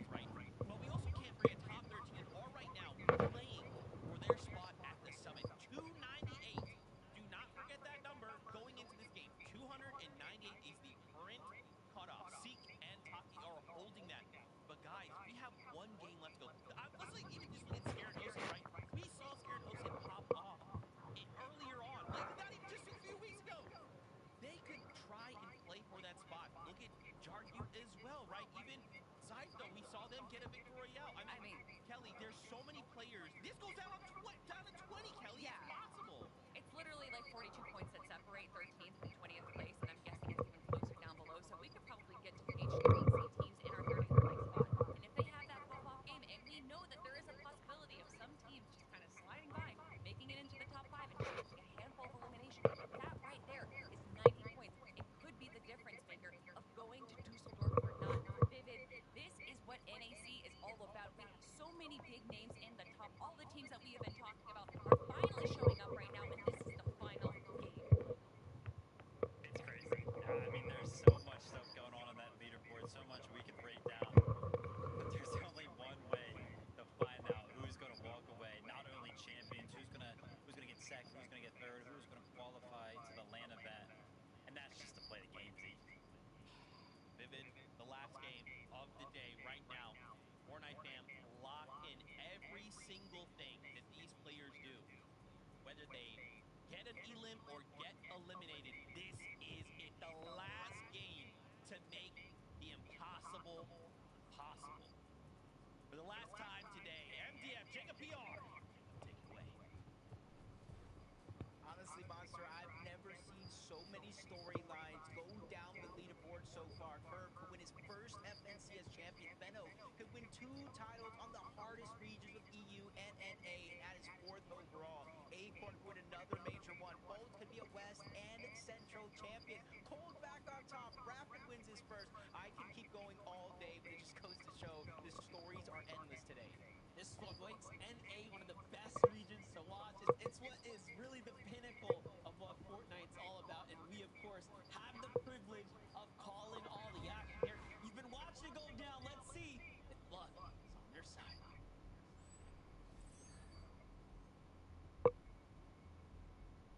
Coming into a game 12 of honestly the most recent FNCS is almost a year now. People always have that same conversation.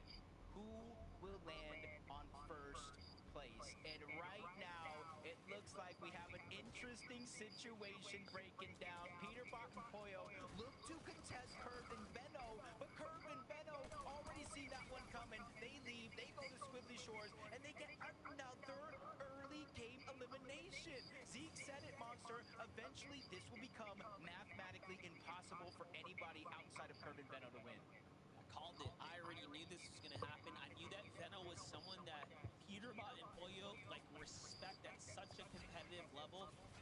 They would be willing to contest them. They would be willing to try to throw their tournament off. But Venno is one of the smartest players we've ever had, and he will see it from a mile away. So even now, them just mixing up, it's just a safety strat. It's to say, hey, who wants to battle us? Come bring it. We're not afraid to mix it up. We're not afraid to stay dynamic here in the last game. Peterbot and Poyo going into this game, though, with that elimination, of course, with Benno and Curve, they are 98 points away from an FNCS champion, and that's only playing catch up to Curve and Benno. They still got so many big names in their path as they're looking to take it. They probably noticed that Curve and Benno weren't at the Battlewood. They immediately turn around. They got a hint of what's going on. Maybe they think this is them, but it's Raven and CDZ, a whole nother team. This gives a huge moment here for Curve and Benno to look on over, possibly engage, possibly disengage. The choice is definitely theirs, especially since it's taken a little bit longer than we'd hoped. Peterbot lands a shot, but Poyo goes down. Raven is escaping back inside the building. That puts Peterbot in a 1v2. Oh no, and the finish comes through as well. And that is not the way you want this to start going down right here. If you're Peterbot or Poyo, you need so many more points. You cannot afford to be getting set this far behind. Peterbot, though, in a world of trouble here. Plenty of enemy builds. He's going to have to back off. Shot through the wall as well. This is, of course, Raven and CDZ's one chance to go in and pounce on him. Peterbot's back in the mix here, fully healthy. This is an important shot here, and things are looking pretty south now for him. The biggest thing here as Peterbot was able to get the materials from Boyle, but Raven lands another monster shot, getting the shield gone out from Peterbot. He has the mini still there, but he's running out of build. CDZ and Raven really don't have no materials down below, so they can't not fight upwards, so he has to drop down low. Peterbot again trying to take the fight to them as CDZ gets dropped to this. Less than 50 HP, but a third party's coming in, Monster. A third party from the east, from Dark Dominion, looks to interrupt this play. I wouldn't be surprised if it's you-know-who, but give it a second here. Raven City's even a little too passive now. They had an opportunity to finish up this Elim. They back off instead. Rapid and Cold show up, and they are cleaning up house. Faster than ever, they find 2 quick Elims. Even shooting the down body just to show and flex that they're here as well. And look at this. They are hunting for poor Peterbot, who's now hiding inside of the factory. Just unprecedented type of end game right now. You never see this level of clash go down here. Definitely not for the likes of Peterbot. He's normally the one hunting. Now he's being hunted. Yeah, they probably saw in the feed that Boyo did go down, so they immediately left their drop spots, beelined on over. This is a team that's on their tail. Cold is in 3rd place. You see it there. Peterbot and Boyo in 4th place. And it really was asking the question, is anybody going to be brave enough? With the point gap so close, you would really risk your spot on the leaderboard if you were looking to go on the chase. But Venno, Curve, they not only left their drop spot at Battlewood, they left their 2nd drop spot at Squizzly, and they're already going on the hunt for these Elims. They don't want to win after Game 12, Monster. They want to win during this game so they can take a much-needed victory lap. Well, this is crazy. You know, if you just allow them to continue to get Elims like this, which they have done extremely successfully, way more successfully than any other team here on the weekend, they will be too far ahead. We would be asking so much of Cold and Rapid. We're talking upwards of 10, 15 Elims and a victory royale. Give this a second now. So from one team wipe onto another now. Doja and Escher trying to fight. He fired up Venno and Curve here. Meanwhile, Curve has been live this entire time, by the way. Do not sleep on him. This is, again, nothing like we've ever seen before. Yeah, especially for Mom and Peterbot's down. Imagine him. Oh, he is eliminated by Cold and Rapid. Peterbot goes down in 4th place, tied with Agers and Ridgeway. Could only get worse from there, but Venno takes a big shot, but he is not backing down. Ishu gets eliminated. The Siphon comes in. Much needed builds get replenished by Venno. Curve not slowing down, trying to alleviate the pressure. Lands a huge shot on the Zosier, and the elimination one as well. 5 Elims, Monster. 5 eliminations here. This is domination at its finest in Major 1 on NA Central. Looking so good for them right now. Rapid and Cold right now on the hunt too, just trying to figure out what is going on here. They're already at 3 Elims as well. So Rapid and Cold are playing so aggressive too. You gotta give them credit right here. We know what the task at hand is. We know what needs to be done. And it really does feel like the impossible. It's asking them to pop off right now and go into the upper double-digit elimination territory and potentially win the game. Because for them, it's about the championship, the victory. Jumping over to Brilliant and Jargo, though, playing a little bit of the storm fight right here, keeping us busy right now. Essentially, 2 sides of the coin. We're watching the battle for first. Oh, Venno is down. Venno is down, but Curve saves the day. What are we witnessing? This is a montage performance. I don't want to call it too soon, Monster, but this is beginning to look like a victory lap for Curve and Venno. The writing's on the wall. You just have to read it, brother. All right? It's whenever you're ready, just let us know. They're at 6 eliminations now. Aquin and Bolts, a little cheeky here, though. Trying to see if anyone's willing to kind of sneak on by to find a couple Elims right now. And let's just paint the bigger picture. Obviously, Kurt and Venno off to the races right now. A 100-point gap separating them from the rest of the competition. And then you have so many other teams trying to fight for a land spot to the Global Summit. It's right around the corner. Who is going to be in Germany? Only the top 13 will make it. And as it stands right now, in order for Cold and Rapid to win the tournament, this is as it stands right now, they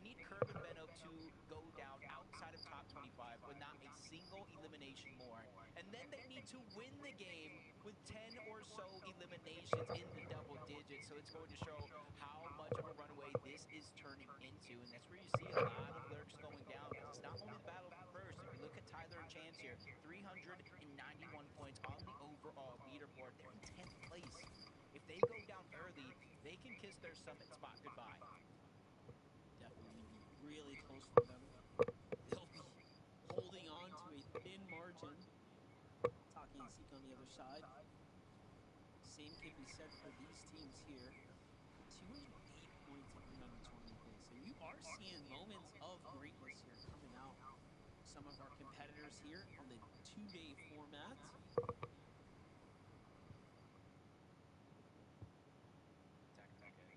Quick, clean glide here. They're just trying to dodge all the noise down below, having to worry about surge, having to worry about others rotating in your path. Be a good plan for Seek and Taki here. 13th place. They just need to hold on to their current spot on that leaderboard. Clicks and Egg, though, a moment ago, did see them in the feed. They picked up at least one more elimination here. They, too, have a little bit more of a cushion than some of the other counterparts. 430 points in 9th place. They just need to make sure to finish strong. It's more of a confidence thing than anything else, I feel like, at this point.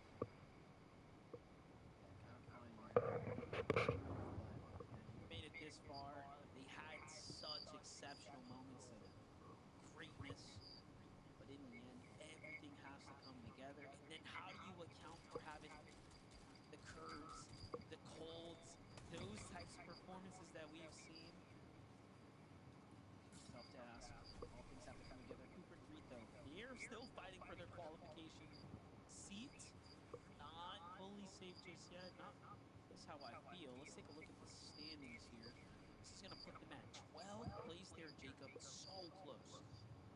Yeah, I would say they have a 22-point gap from 13th, which is actually the line. And then about a 34 or so point gap between them and falling outside of the bubble, which means anything could be possible. If they go down, let's just say 15th place, and anybody else kind of is able to secure a top 8 or better, they can certainly overtake them on the leaderboard. But there's so many different possibilities here as the tournament continues on. Threats and Beer, a team that started inside of the bubble on the day, shortly fell out of it and was trying to work their way back. Beam and King, another similarity here, 17th place coming into this game. Those eliminations, 8 more points is definitely going to boost them up the leaderboard just a little bit. I think that almost puts them on the line outside of that bubble around 14th place with those elims. Yeah, Beam and King, the last 2 games have played really well, actually making it into endgame, and this time they actually have 4 total elims, so just a monstrous performance so far, definitely stepping up and doing what they need to when it matters most. Mouth and Salt kind of see what's going on here. They end the pack off. You have Osid and Scare, another team that's very much in the conversation right now. Looking at how they've played, you have a 4th place as far as their best performance so far in the last game, roughly 15th for them with a single boom. So not too bad, definitely earning some positive points. If they can keep that up, they might just be doing enough to jump up. This is going to be an interesting lobby / endgame, because if you look at like day 1, we were getting what, fourth zone surge, sometimes even earlier because how stacked the lobby is. To start the day, we were getting 5th zone, maybe 6th zone surge. There's only 60 players up. There's only 30 teams left in this lobby right now in the 4th zone, so it's rather thinned out, moving at a much more accelerated pace. So you have to be careful on some of these rotations. So instead of being able to rotate, stack with a bunch of other teams, hoping they choose them instead of you, now some of these rotations will be a little bit more bare, with you and maybe 1 or 2 other teams being the only one rotating in that direction. I mean, when you have looking for elims, right? Trying to either push the gap, close the gap, like this is what happens. The lobby will tend to thin out. And then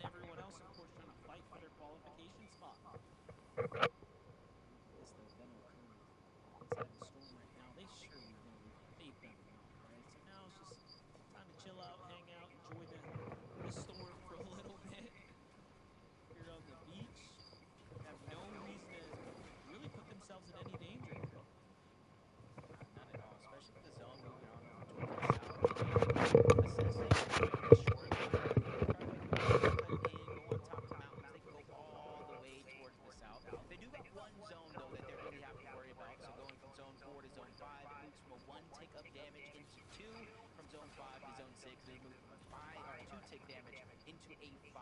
So even though they do have a lot of time on their side, they don't want to use all their resources just getting into zones. Since you can kind of see on the map there on your left side that so many other teams are also outside of the zone and inside of their path, which will certainly make it difficult. Definitely, they're moving really quickly. Wagers and Sleepsy, though, look at this. A little bit of a high ground position right here. Still, though, no surge warnings inside. This game is moving so fast right now as the lobby's starting to clean out. And this is a pretty congested north side of the Battlewood Boulevard, so kind of a new site for us, if you will. Looking at the names that are in play here, Jack, N-Pen, Acorn, Bolts. On the other side, Boasted and Scare. Scare, though, it's fully finished right here. One of our bubble teams is out to the hands of Kentucky. This is super important. Actually, it was Wagers from up top. Wasn't Kentucky, but they're right next to collateral damage. Same though, Kentucky, that 13th place Scare and OSID, or I should say, just one OSID by himself. It's going to be in 14th place. He has a bit of a gap to overcome. Anything is possible. 29 teams still up, so 4 more go down. You'll start to get those placement points, and they'll cascade in with each and every team that does go down. Contrapt's going to fall, and already one less team to worry about here. 55 players left in this game, so there's only one solo running around, and that's going to be OSID. What do we got to do, though? It's really close. It's so far down. It's all going to come down to, can you earn your way towards positioning placement points there? Still see Reed and Cooper up in the distance. Agers and Ritual here sitting pretty. Fox open, eyes on Acorn and Bolts. Little did they know. Oh, look at this zone. Pulse more. Okay, so this is going to be looking against the likes of Benner, who obviously wrapping far on the outskirts.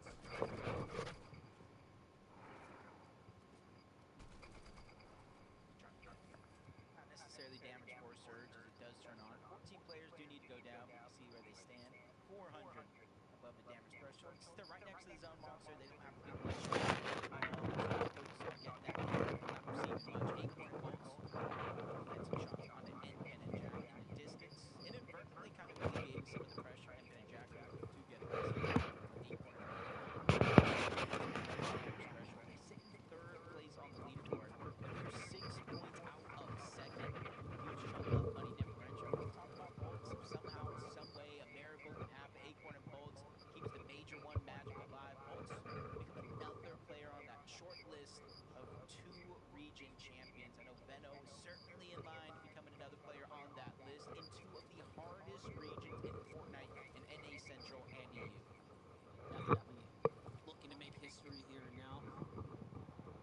Reed and Cooper sitting pretty strong right now, guys. 340 damage above, safe in the zone, plenty to work with right now. That's the type of position you want to see Reed and Cooper in if they're going to land. See Kentucky on the other side, same can be said for them. Still have a couple shotguns to work with, not too many to make it towards endgame, but hey, enough to at least stay in the race here for quite some time. It's all going to come down to the pressure for Kentucky, though. Looking at who's positioned up there, Flicks and Higgs trying to end this one with the splash. Already you can see the poison up for that high ground. Yeah, still, no matter what's been going good or bad in some of these games, they're just continuing to one of the teams that we know if they make it this far into the game, they're going to contest for that high ground. King and Abib just outside of that bubble sees 2 teams with a little bit of smoke trying to get some shots before they go ahead and make their way on over. Just trying to pressure them so that way they don't make any peeks, makes the rotation that much safer. That was Reed Cooper in that distance. They're 193 above the damage threshold inside of that qualification range. They just need to be able to hold on here, especially more so now with Javi in a minute is looking to walk them down. Really close now, so some positioning points here as well. 28 teams still standing. Curve finds Kingeling there in the feed. Veno super hit up off the rotate here. That brings them up to 7 eliminations. And Curve finding his moment, finding his footing now. These last couple games, I mean, it's been the Veno show, but Curve has stepped up when it mattered most. Even in this game, clutching Elim after Elim, and now finding the follow-up and the refresh that they need to succeed here. Flicks and Higgs, though, just want to do what they can do best.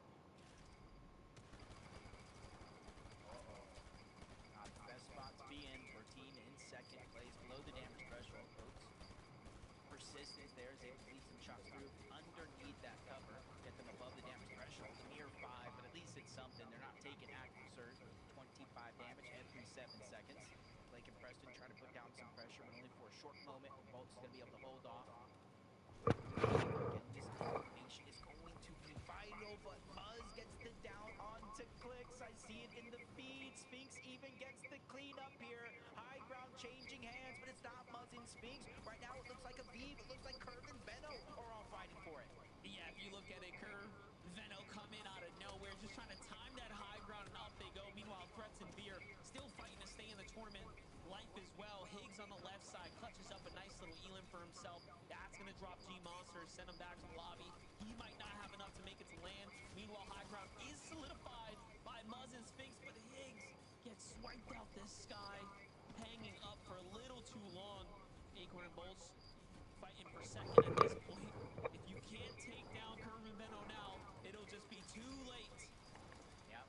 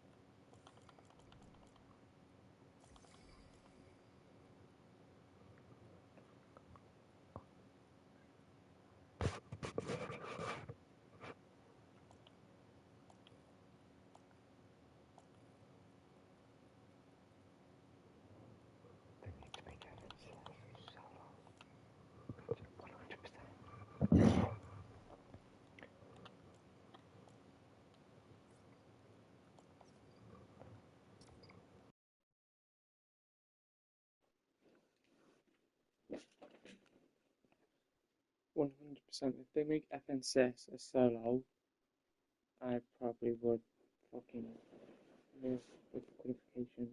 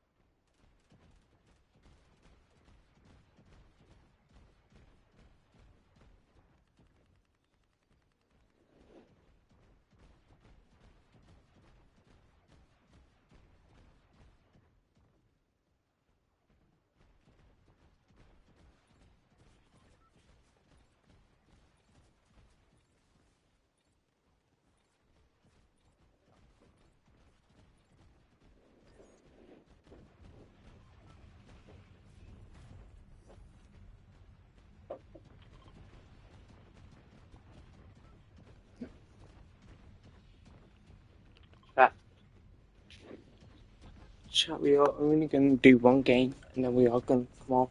So obviously, I am super knackered. And, yeah. And also, with me having an exam tomorrow morning, or tomorrow evening.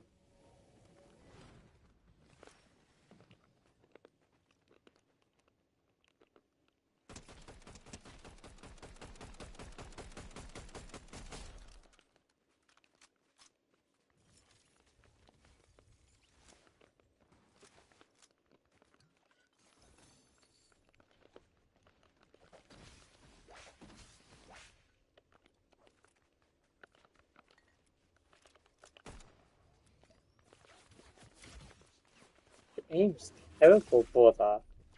Ow.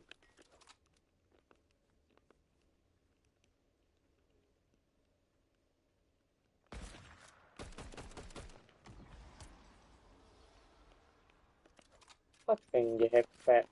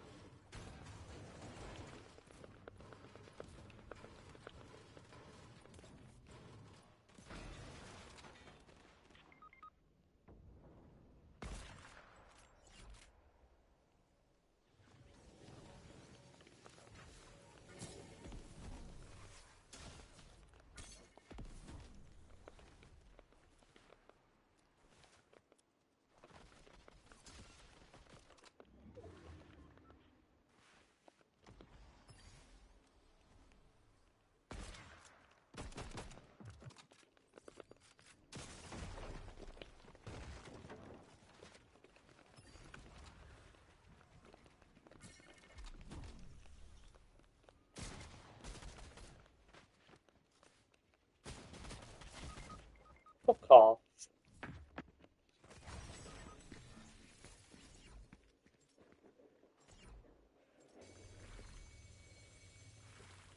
This couldn't better stay alive, by the way. Even Bo's even still trying to go up chat. If he stays alive, we still have a chance of going up. Yes. W teammate trying to. W teammate in the chat.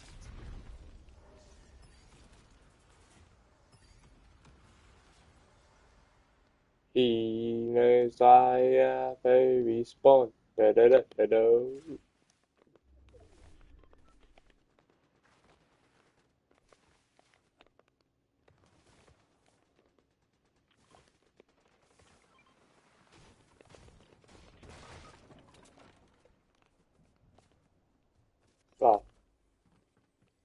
God, don't even fucking bonfire them here.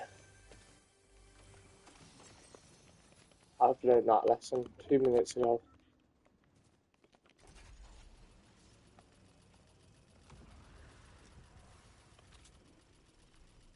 I'm the only one who has a kill, by the way, like, off my team.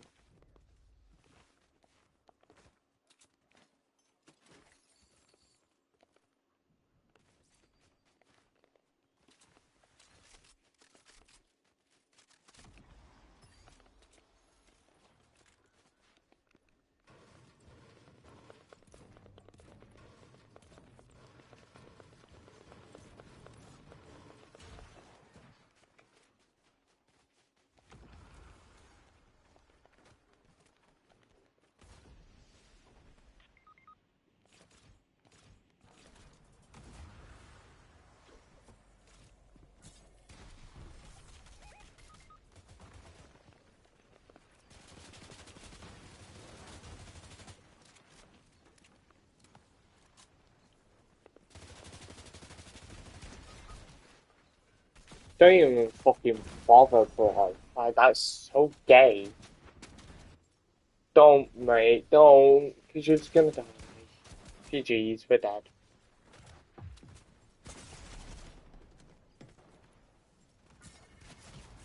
Like, why would you go back and stun rush him like a little fucking retard?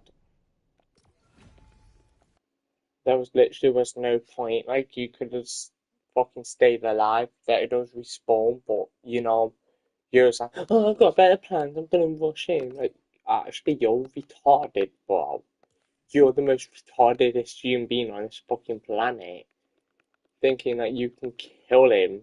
What a retard. I'm gonna do one more game, and then I am going to complete. Why not?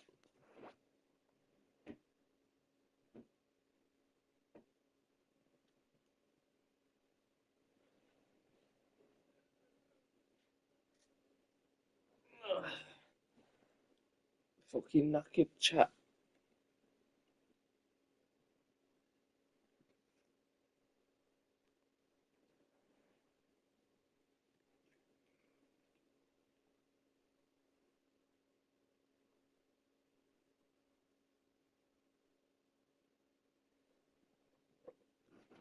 But chat, I am gonna come off live though, because I've been up for 3 hours, so I'll see you in the next live stream. Will be Monday today, so I'll see